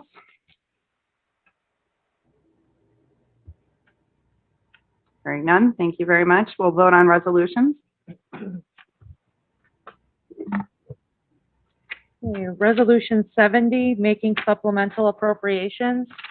Mrs. Frazier? Yes. Ms. Smith? Yes. Ms. Hogan? Yes. Mr. Dickinson? Yes. Mr. Merlino? Yes. Mr. Stroud? Yes. Mr. Wild? Yes. Mr. McGowan? Yes. Mr. Beatty? Yes. Mr. Thomas? Yes. Ms. Shepler? Yes. Mr. Garrity? Yes. Mr. Conover? Yes. Mr. Leggett? Yes. Mr. Diamond? Yes. Mr. McDevitt? Yes. Ms. Bramer? Yes. Mr. Bruno? Yes. Mr. Driscoll? Yes. Chairwoman Sieber, Yes. resolution passes. Resolution number 71, amending Warren County budget for 2021 for various departments within Warren County. Mrs. Frazier? Yes. Ms. Smith? Yes. Ms. Hogan? Yes. Mr. Dickinson? Yes. Mr. Merlino, Yes. Mr. Stroud, Yes. Mr. Wild, Yes. Mr. McGowan, Yes. Mr. Beatty, Yes. Mr. Thomas, Yes. Ms. Shepler, Yes. Mr. Garrity, Yes. Mr. Conover, Yes. Mr. Leggett, Yes. Mr. Diamond, Yes. Mr. McDevitt, Yes. Ms. Bramer, Yes. Mr. Bruno, Yes. Mr. Driscoll, Yes. Chairwoman Seaver. Yes. Resolution passes. Resolution number 94, amending Warren, tables of organization and Warren County salary and compensation plan for 2021. Mrs. Frazier, Yes. Ms. Smith, Yes. Ms. Hogan, Yes. Mr. Dickinson, No. Mr. Merlino, Yes. Mr. Stroud, Yes. Mr. Wild, Yes. Mr. McGowan, Yes. Mr. Beatty, Yes. Mr. Thomas, Yes. Ms. Shepler, Yes. Mr. Garrity, Yes. Mr. Conover, Yes. Mr. Leggett, Yes. Mr. Diamond, Yes. Mr. McDevitt, Yes. Ms. Bramer, Yes. Mr. Bruno, Yes. Mr. Driscoll, Yes. Chairwoman Seaver. Yes. Resolution passes. Resolution number 98, authorizing the appropriation of funds from the vehicle reserve to departmental budgets to purchase vehicles. Mrs. Frazier, Yes. Ms. Smith, Yes. Ms. Hogan, Yes. Mr. Dickinson, Yes. Mr. Merlino, Yes. Mr. Stroud, Yes. Mr. Wild, Yes. Mr. McGowan, Yes. Mr. Beatty, Yes. Mr. Thomas, Yes. Ms. Shepler, Yes. Mr. Garrity, Yes. Mr. Conover, Yes. Mr. Leggett, Yep. Mr. Diamond, Yes. Mr. McDevitt, Yes. Ms. Bramer, Yes. Mr. Bruno, Yes. Mr. Driscoll, Yes. Chairwoman Seaver. Yes. Resolution passes. Resolution number 100, increasing capital project number H322 Palisades Road over Brant Lake Inlet Bridge. Mrs. Frazier, Yes. Ms. Smith, Yes. Ms. Hogan, Yes. Mr. Dickinson, Yes. Mr. Merlino, Yes. Mr. Stroud, Yes. Mr. Wild, Yes. Mr. McGowan, Yes. Mr. Beatty, Yes. Mr. Thomas, Yes. Ms. Shepler, Yes. Mr. Garrity, Yes. Mr. Conover, Yes. Mr. Leggett, Yes. Mr. Diamond, Yes. Mr. McDevitt, Yes. Ms. Bramer, Yes. Mr. Bruno, Yes. Mr. Driscoll, Yes. Chairwoman Seaver. Yes. Resolution passes. Resolution number 103, authorizing the appropriation of funds from deferred revenues to the Up Yonder Farm budget. Mrs. Frazier, Yes. Ms. Smith, Yes. Ms. Hogan, Yes. Mr. Dickinson, Yes. Mr. Merlino, Yes. Mr. Stroud, Yes. Mr. Wild, Yes. Mr. McGowan, Yes. Mr. Beatty, Yes. Mr. Thomas, Yes. Ms. Shepler, Yes. Mr. Garrity, Yes. Mr. Conover, Yes. Mr. Leggett, Yes. Mr. Diamond, Yes. Mr. McDevitt, Yes. Ms. Bramer, Yes. Mr. Bruno, Yes. Mr. Driscoll, Yes. Chairwoman Seaver. Yes. Resolution passes. Resolution 104, authorizing appropriation of funds from deferred revenue count poster sales to the planning and community development budget. Mrs. Frazier, Yes. Ms. Smith, Yes. Ms. Hogan, Yes. Mr. Dickinson, Yes. Mr. Merlino, Yes. Mr. Stroud, Yes. Mr. Wild, Yes. Mr. McGowan, Yes. Mr. Beatty, Yes. Mr. Thomas, Yes. Ms. Shepler, Yes. Mr. Garrity, Yes. Mr. Conover, Yes. Mr. Leggett, Yes. Mr. Diamond, Yes. Mr. McDevitt, Yes. Ms. Bramer, Yes. Mr. Bruno, Yes. Mr. Driscoll, Yes. Chairwoman Seaver. Yes. Resolution passes. We need a collective on all the rest. So a collective vote on the rest of the resolutions. All those in favor? Aye. Opposed? Abstained? That carries. Thank you very much.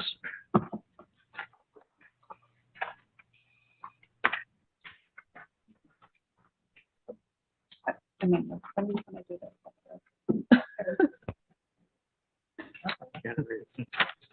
You want to do that down there? Yeah, I will. Okay. At this point in time, I'd like to open privilege of the floor, first for our board members and then to the public. Are there any members of our board for privilege of the floor? Supervisor Conover, then Supervisor Bramer, then Supervisor Leggett. Thank you. Supervisor- Just generally, as all of you know, I'm a real stickler about the rules of the board, and that matters of the rules of the board generally, I believe, should go to the board for consideration. There are rules after all. And I just think that, and that's why I think some of you have been, all of you have been in on the conversations that have been going on relative to Robert's Rules of Order and voting and committees and all of that. And you might be thinking to yourself, well, why is Conover, being such a hard case on a small, what might be considered by some a small matter relative to that? But really, it's a much bigger matter than the specific item, because it has to do with the rules of the board and my position that regardless of where you are on an issue, when it comes to the rules of the board, that belongs in front of the board and for our consideration. And no small committee or any committee should really be denying, in my opinion, the movement of a matter that deals with the rules of the board. And in the action that just took place, assuming for the moment that Edna was going to change her vote to yes, there were 13 yes, and there were 4 no's with 2 recusals. So out of 17 votes that were cast, am I reading that right? I'm sorry. Out of 18 votes that were cast, 14 were yes. Now the motion failed, properly so, based on our weighted vote, because that 2/3 is there to protect the minority. It's there to protect the small group, not the large group. That's why that's there. It's a strong test. And so, the message going forward, when you look at a vote like that, and I've never seen any vote like that in my entire time on this board, I think it's a message really to all of us that there are some real concerns and real divisions within the board relative to some matters. And I would hope that all of us, not just the leadership, but all of us, could somehow find a way to come together going forward.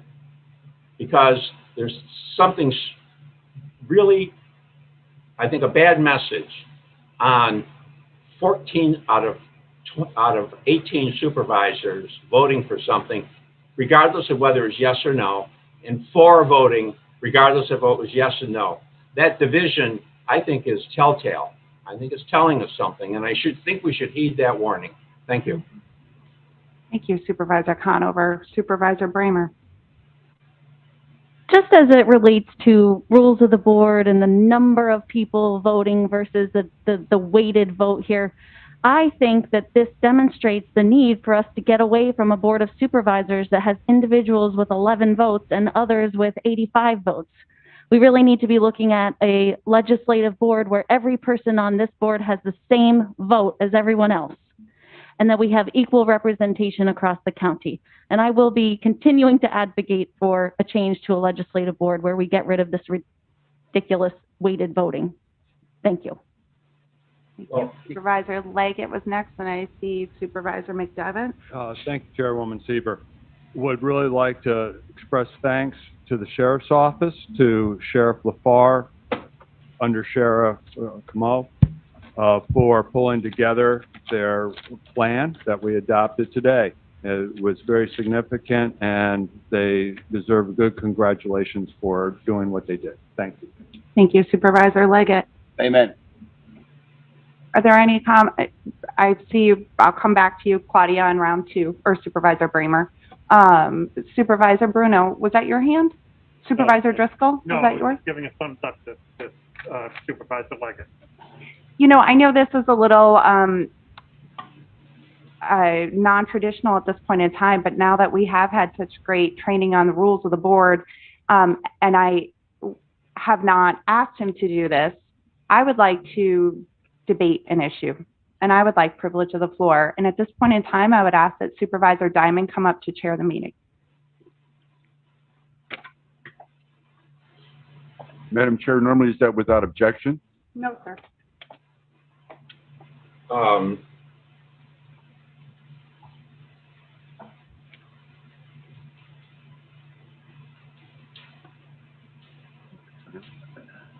It's privilege of the floor.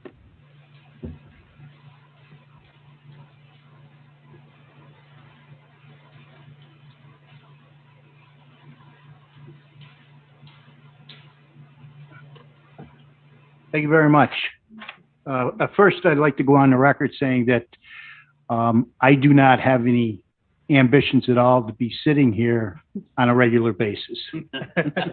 I've watched several of my colleagues, including Mr. Conover, Mr. Thomas, Mr. Garrity, and now Madam Chair, sit here, and I watch how hard that they work at performing at this level, and I appreciate what they do.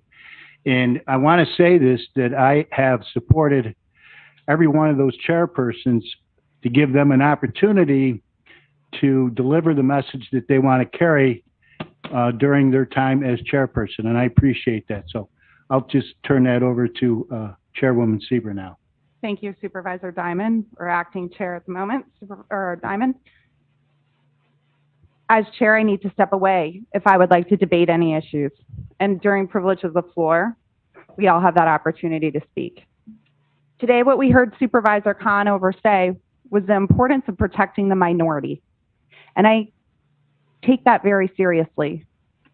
I think we are a community that shows we have a very diverse population in both our electorate and in our residents.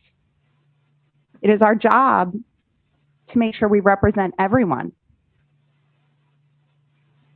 In protecting the minority, it is exactly why the legislation is there.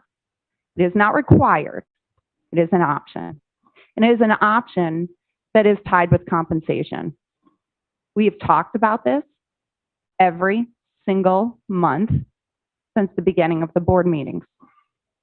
We have talked about this at great length because for years we had the position of a vice chair that did not go through a proposition process, put on a ballot, and allowed the voters to be able to have an opportunity to weigh in on paying additional compensation. At the time I became chair, where 18 of you voted, or actually 19 of you voted, I don't even know at this point, the majority voted. And I appreciate that support. But we had a discussion at that point in time and leading up to that vote, after that vote, and before our rules of the board were permitted. We approved not once, but twice these positions. We have a process. It has gone through committee over and over. We continue to talk about it. And in the spirit of protecting the minority, which is our job as well, we have these opportunities and these options available to us so that we are in accordance with the law. I appreciate the fact the board wanted to follow the procedures and to follow the law. If you choose not to have compensation for your positions as supervisors, I would very much like you to consider that we should volunteer, that we should have $1 for our salaries. You should remove the stipend for chair. We all work very hard. So I agree with you, Supervisor Conover. Protecting the minority is important. And I'd like to remind the majority members on this board that we are very much closely, and I don't want to say divided, we are very close in terms of our Republican representation, to our Democrat representation, to our independent representation.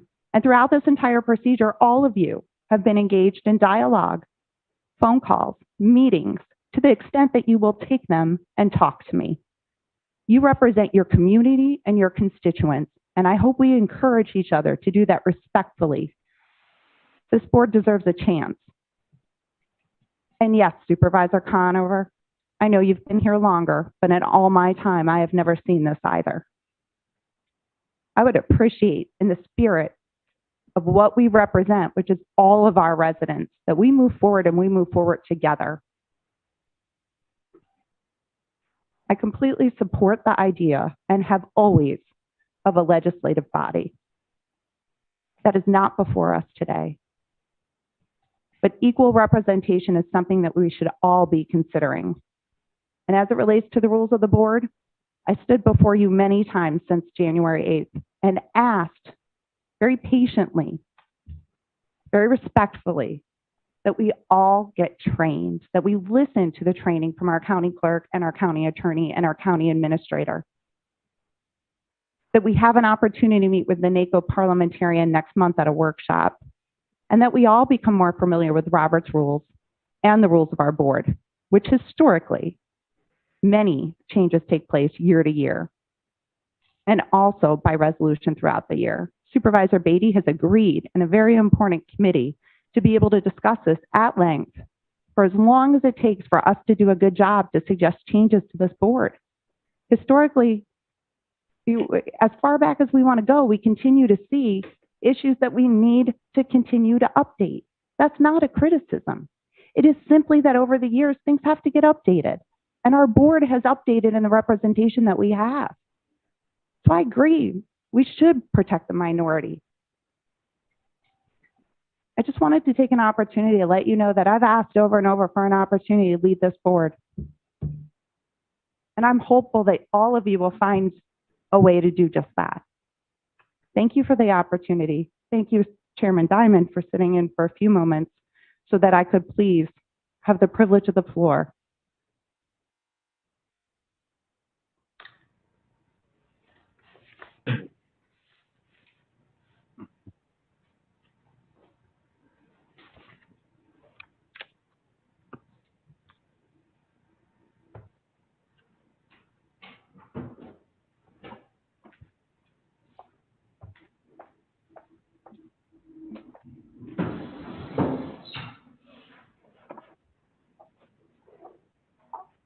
We'll continue with privilege of the floor. Supervisor McGowan. Thank you, Mr. Chairman. I want to thank you for that. You speak very well, and I've always little power flitches here. But one thing I want to say, you know, with the changes that we have made with this year, with the changing of the boards and that, I have to say that the communication that I have received from this whole board is immensely increased to the point where to me, it's an honor to work with all of you.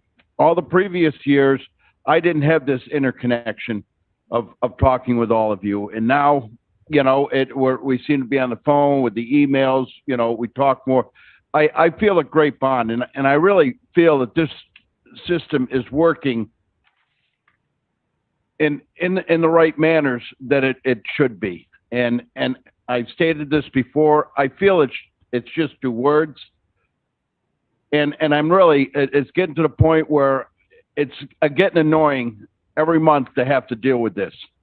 And I would just respect that the rest of us, the board here, would just go along with what we're doing and moving forward, because I personally feel the unity on this board now is much greater than it ever has. And I would like it to see it move that way, keep moving that direction. Thank you. Thank you. Supervisor Beatty. Yeah, thank you, Madam Chairwoman. Very well said. I've been a proponent for the legislative form of government for years. Here we have 20 supervisors, some with 11 votes, some with 12, some with 22, some with 32, some with 54. Most county forms of government across the state have a legislative form of government. And what that is, for the people who don't know, is that simply the population of the county divided equally, let me say that again, equally among X amount of supervisors. So Supervisor McGowan, who has 85 votes, would have the same power as, same voting rights as Supervisor Frazier. Now, talk about saving money. We have currently 20 salaries, 20 on this board. It would go down to 9. Let me repeat that. It would go from 20 to 9. All right, and this legislative form of government is going to be a big issue this year, I know, in the Government Ops Committee, because the reality is we need equality. We need equal voices. and we need to save money. So 20 salaries going down to 9 will save a lot of money for the county taxpayers, and it will also create an equal voting rights among all the supervisors. That's why most county governments have the legislative form of government. It makes sense on a number of issues. So, thank you. Thank you. Supervisor Wild? Madam Chairwoman, thank you, and I appreciate the opportunity to have the time to speak to the board. I know it's towards the end of our meeting. I'm going to be as brief as I can. And let me start with, because I had my second COVID shot yesterday. It was Moderna. I'm not sick, but I can feel it. So, but you know, everybody get vaccinated. But I want to go, and I'm not going to talk about the difference between the legislative board and the supervisor board, even though I have a lot of comments, and I'll save that for later. But what I do want to do is talk about the issue of dissent. When there's an issue of dissent about a topic, my experience on this board, it hasn't been long. I'm in my second term, so 3+ years. It's always been graciously accepted that there's dissent. You talk about it. I've always valued losing arguments because somebody had a better argument than I did and better and different experiences. That ability to have these discussions is important to this board. And I think we all feel the same way. So when we get into the discussion about this topic of majority and minority leader, right? It's not an attack upon our leadership. It's about one issue alone, in my mind. And what I deal with is I reflect upon all the discussions that we've had. And I'm confused about our priorities. We've had many discussions and a strong focus on the rules, the law. We need to follow the rules. We need to follow the law. I'm not going to be here to say anything that we should do anything differently. I do agree with Supervisor Conover that any discussion about the rules needs to go to the full board. And it's good that we have this focus on rules and the law. But this matter that we're talking about, to me, is inconsistent with that priority of the rules and the law. What we've heard is that New York State says you cannot pay supervisors unless they're this or that, chair of the board, maybe it's budget, I'm not sure what all the details are, but it's clear. The law states you cannot pay supervisors any more money. We've done it in the past. It was against the law. Our chairwoman brought it to our attention. What did we do? We found another law that we can manipulate to be able to continue to break the law. So we talk about the spirit of the rules and the spirit of the law. This is my issue. What we've done is we've found a way around the law that says you can't pay these supervisors. And when we want to have a debate, we can't have that debate because there's a few, and it doesn't take many, to block this discussion. And I think it's a discussion well worth having, and I support anytime we have another discussion about this. I intend to join in. Thank you, Madam Chairwoman. Again, this is not an attack on your leadership, your position. That is not my intent. It's this one issue. Thank you, Supervisor Wild. I appreciate that support. Are there other comments before I go to Supervisor Bramer and Supervisor Conover, who have already spoken? Supervisor McDevitt. Yeah, the thing that bothers me is this full board, other than a very quick vote in January, has really not spoken to the issue of majority and minority leader. We've had an opportunity over the last 2 to 3 months to kind of come to a semi-educated opinion as it relates to that. But today, what we've done, in my opinion, has been very anti-democratic. This board should enable the people that represent the people in this county to specifically vote on the issue involved. Vote on whether this form of government, that being majority and minority leader, is wanted by the elected officials in Warren County. We have not been given that opportunity. And I view that to be anti-democratic. We vote to waive or not waive the rules to prevent the issue to come to the full board, to enable us to talk, to debate, and to vote. So as far as I'm concerned, we don't really have a public record as a legislative body on this issue. So what's going to occur is, unless the full board votes, the issue will not go away. This is coming back next month. It's coming back the month after. It'll come up probably every month this year until this full board makes an educated decision on the issue and votes. So here we go. We're in for more drama. Not good. Not good. Thank you, Supervisor McDevitt. Other comments and privilege of the floor before I go? Supervisor Conover, then Supervisor Strau, and then Supervisor Bramer has a second question, then Supervisor Conover. Is it my turn? Yes, sir. Thank you. Well, I do take consolation in the fact that the majority of supervisors did see the issue with minority and majority. All right, but let that be an aside for now. And we have spoken at quite some length on the legislative form of county government. You know, that would be very good for Queensbury. We would probably have our own legislator that represents our town.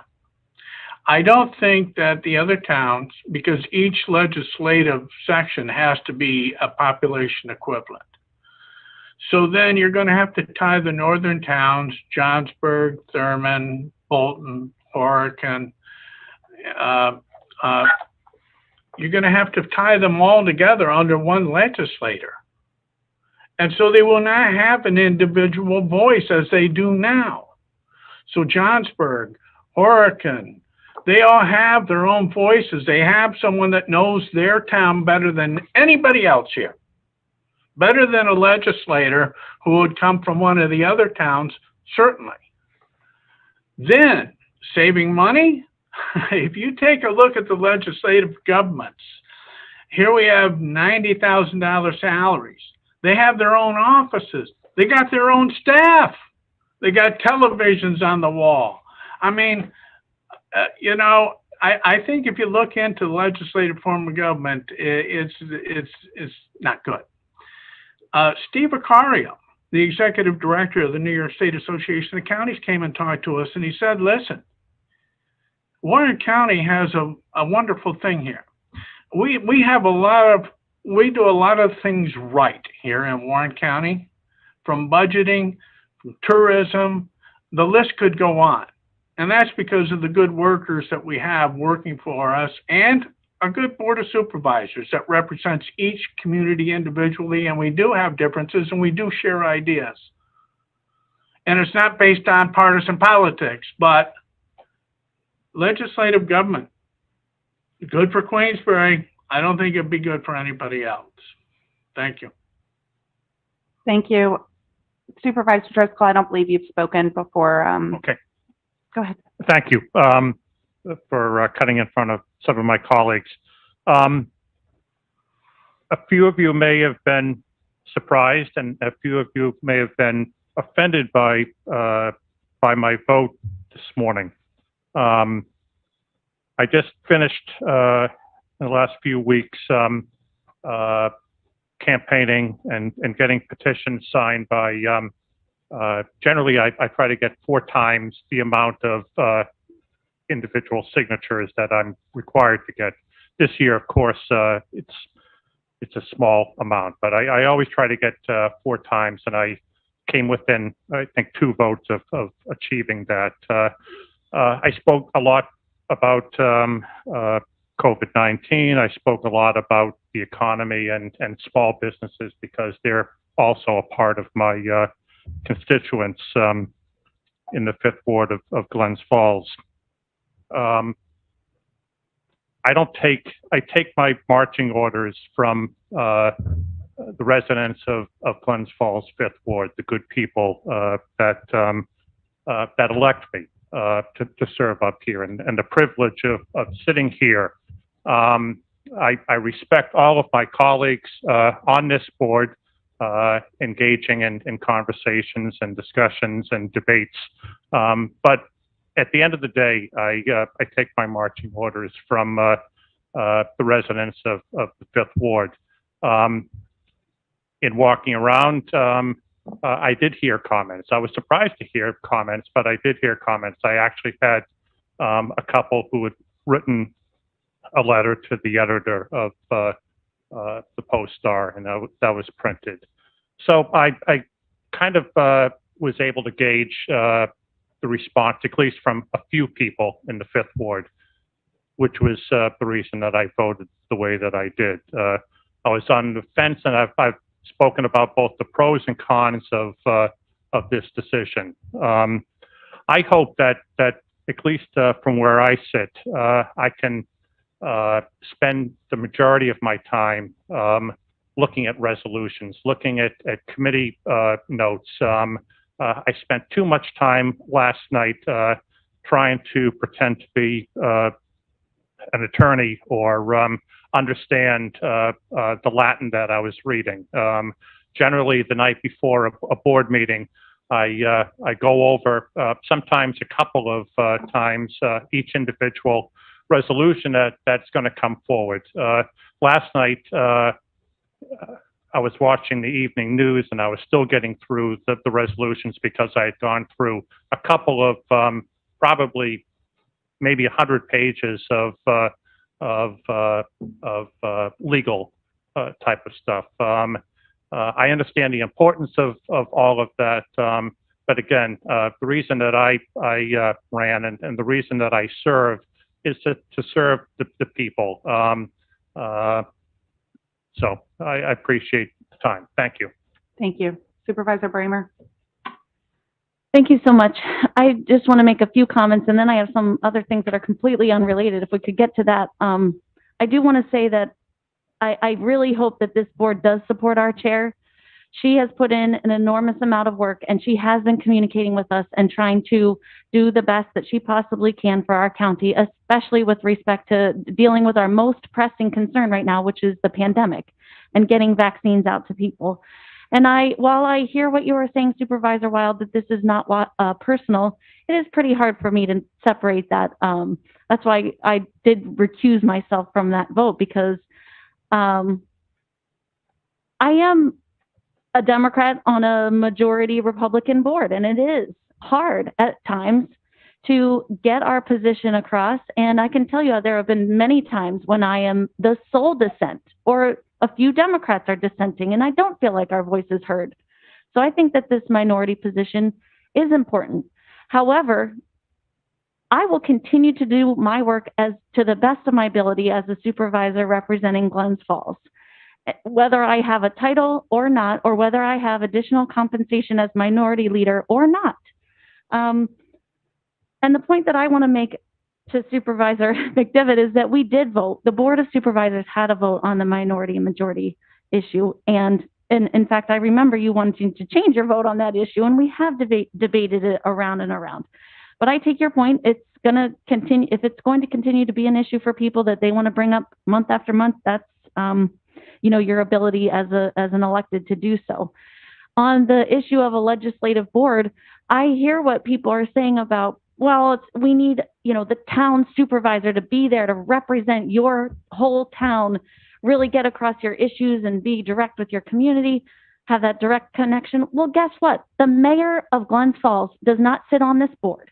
And Glens Falls can represent itself with the people that we have here. So I find it very disingenuous for people to say we must have the town supervisor on the board. We don't have the, mayor of Glens Falls, one of our biggest and only city in the whole entire county.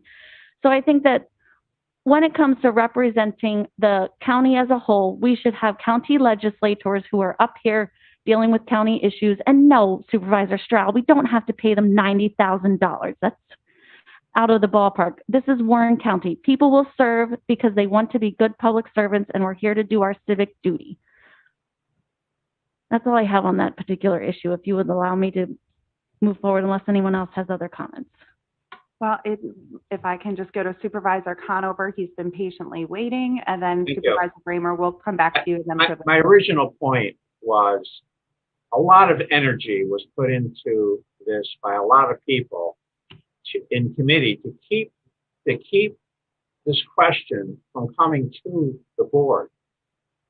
This is not the chairwoman's rules. This has nothing to do with the chairperson and the title of the chairperson. These rules are our rules. They're the rules of the board. We are a board of supervisors. The executive power does not lie with the chairperson. The executive power and the legislative, the lawmaking power, lies with the board, us. Now, a significant body of us, very significant body of us, is thinking, you know what? We did something here that maybe we should change. Now, an enormous amount of energy is going into this on the part of some people to say, no, we disagree. And you know what? They have that right. And I would not deny them that right. But I firmly believe that on questions of the rules of the board, let it come to the board. This is where Peter McDivitt is showing his experience. And then you can exercise your vote. And undoubtedly, you'll probably have your way. But it should come to the board. It should come to the board for a vote. And just to correct something that was said, this never went to committee when it was originally done. We tabled the rules came back, and they were voted upon. We didn't adopt the old rules and then propose this as an amendment. It was all packaged together because, and I don't want to get into the details on this because we were told certain things.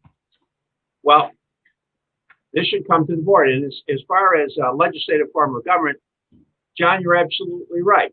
There are those that would turn the northern towns into simply the cash cows of everybody else. And you're absolutely right. And I may be the only person on this board that has served in both a legislative body and an executive body. And here we sit today, not just from our actions, but the history of all actions with a supervisory form of government with one of the lowest tax rates, lowest debt services, one of the highest quality of life anywhere in the state of New York. And especially compared against legislative forms of government, which is just another layer of government. Because you're right, John, you're going to have a legislative body, then you're going to have a county executive, they're going to have a staff, they're going to have everything. Believe me when I tell you that this form of government works very well. It works very well. And it's been an honor serving here with all of you. And those that would change it, well, that's their right to propose that. But I think that there are bigger questions here on that proposal that some of us out in the outlying towns are going to have to deal with.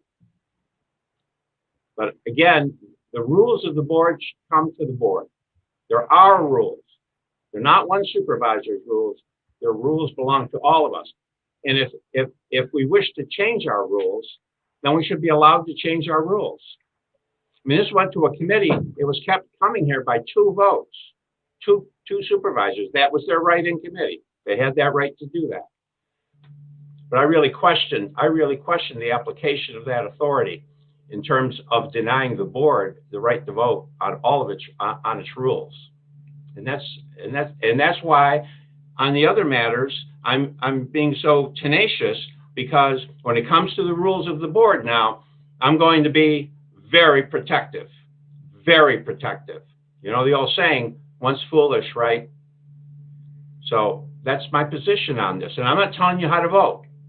You'll all vote your conscience at the appropriate point in time. I'm just trying to say to you, maintain the process. Don't undermine the process. That's the wrong thing to do. Thank you. Thank you, Supervisor Conover. Supervisor Thomas. Yes. What started out as a way to do the right thing and follow the law with the majority position is basically a stipend position. And I think, I could be wrong, but I think through municipal home rule law, that if this board desires to pay a stipend to the finance chair, vice chair, or the personnel chair, or any other committee member, if a local law is introduced through the municipal home rule law, that this board can do that legally. Now, it may be subject to a referendum. I mean, the people of the county could circulate a petition and put it up to a vote. But to go from there to a legislative board, I think, we're taking one thing and stretching something way out to changing the whole government over two positions that basically we want to pay the personnel chair and we want to pay the finance chair a stipend. Thank you, Supervisor Thomas. County Administrator Moore. County law, section 200, lays out the process whereby you can pay supervisors for committee work. It's the second part of that law.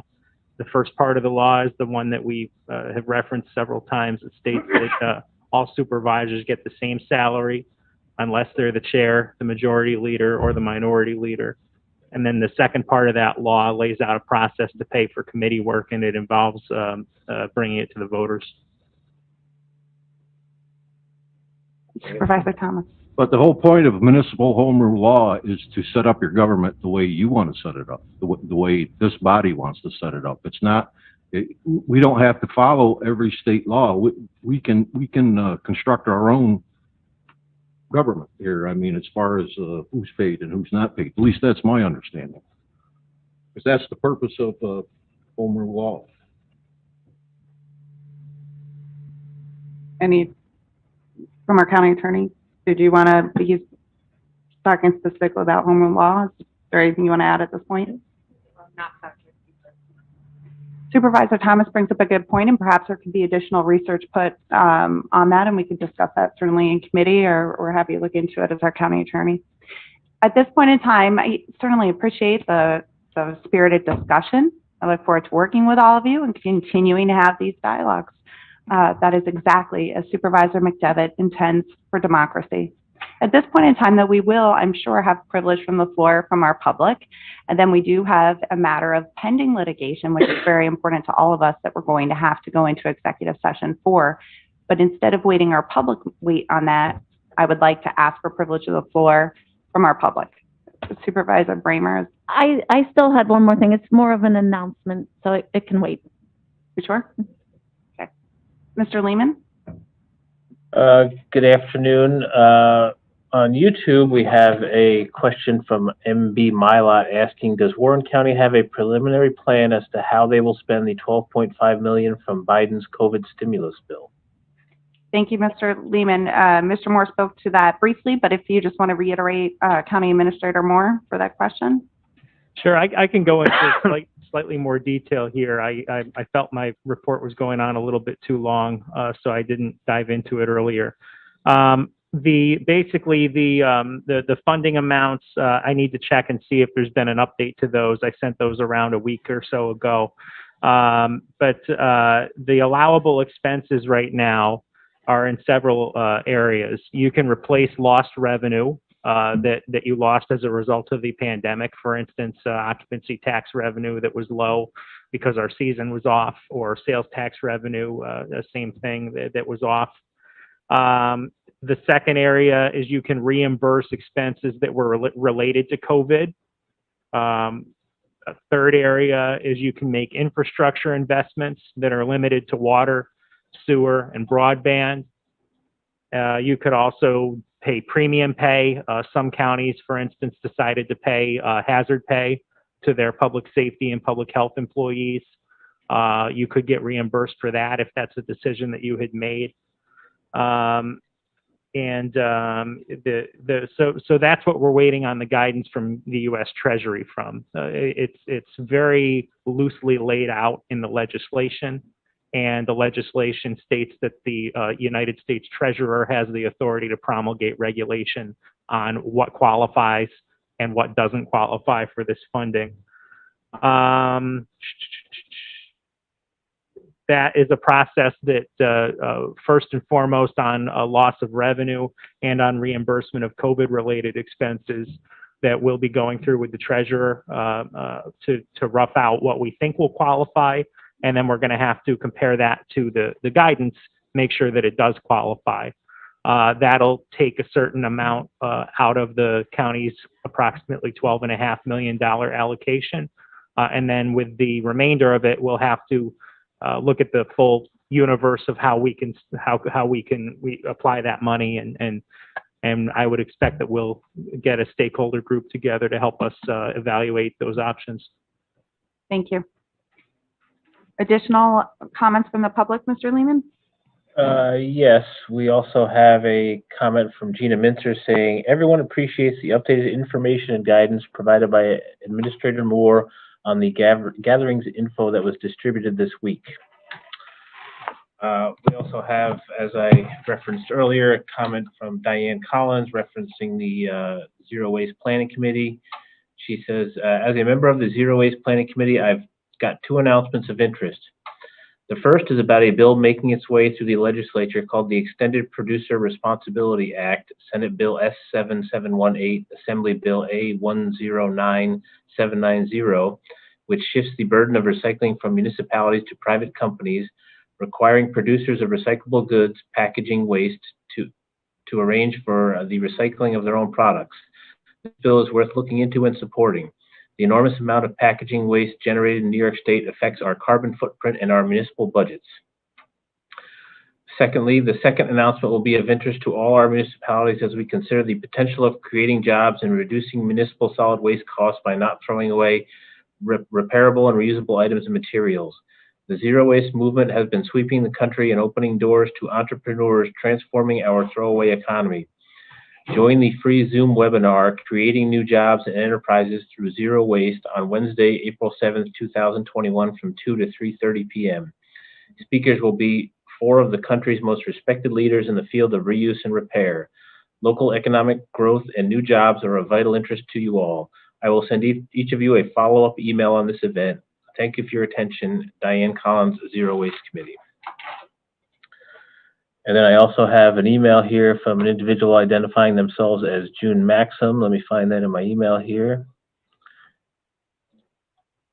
In regard to the vote on waiving the rules in regard to Queensbury Supervisor John Strau's attempt to bring to the floor a resolution to eliminate the majority and minority leaders, 4 supervisors voted no: Hogan, McGowan, Diamond, and Sieber, overriding 16 others. This is wrong. The resolution should have been allowed to go to the full board. Sieber has steadfastly blocked this measure. Rachel Sieber should not have voted, as she obviously has a prohibited conflict. In that Bramer and Beatty recused themselves, the threshold should not have been 667 votes. The 225 votes controlled by Sieber, Bramer, and Beatty should have been removed from the 2/3 total required, reducing it to 447, and 603 should have been taken the issue to the floor. This is not democracy. This is a Sieber dictatorship. That is the end of the comments. Thank you, Mr. Lehman. At this point in time, without any other comments for privilege of the floor or announcements, we do have a matter before us. Came out of our personnel meeting this morning.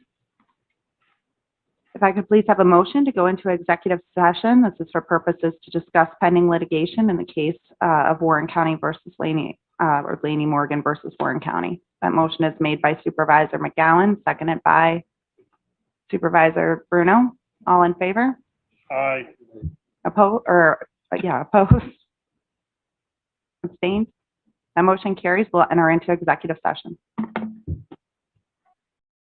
No action taken at this point in time. We don't have any other information or items in front of our board. I'd like to request a motion to adjourn. That motion is made by Supervisor Shepler, and that is seconded by Supervisor Bruno. All those in favor? Aye. Opposed? Abstained? We are adjourned. Thank you very much for your time this morning. The following program is underwritten by the generous support of Associates of Glens Falls and Loomis & Lipan Insurance. Since 1852, they have been assisting both businesses and individuals across the country secure the most comprehensive insurance products available. Associates of Glens Falls is proud to partner with Central Insurance Companies. Public Affairs programming on Look TV is underwritten by the generous support of Pinnell's Restaurant, classic Italian-American food since 1922, and Stored Tech, technology solutions for computers, networks, and phone. Stored Tech, your technology, our passion. 1922, Babe Ruth debuts with the Yankees. WGY signs on air. Exterminator wins the Saratoga Cup, and Pinnell's Restaurant opens its doors for the very first time. For 5 generations, Pinnell's has been preparing delicious Italian food, served in a comfortable, home-like setting where everyone is welcome. 90 years of authentic Italian recipes, 90 years of the freshest ingredients, and 90 years of the finest classic Italian dishes, all made daily by hand. Pinnell's Italian Restaurant, a Saratoga dining tradition since 1922. Most cybersecurity firms deal only with prevention, the systems that block hackers and viruses. Stored Tech knows the root cause is actually good people doing bad things. So we offer a security training program which includes certifying all participants to show they understand the basics. Technology solutions for computers, networks, and phones. Stored Tech, your technology, our passion.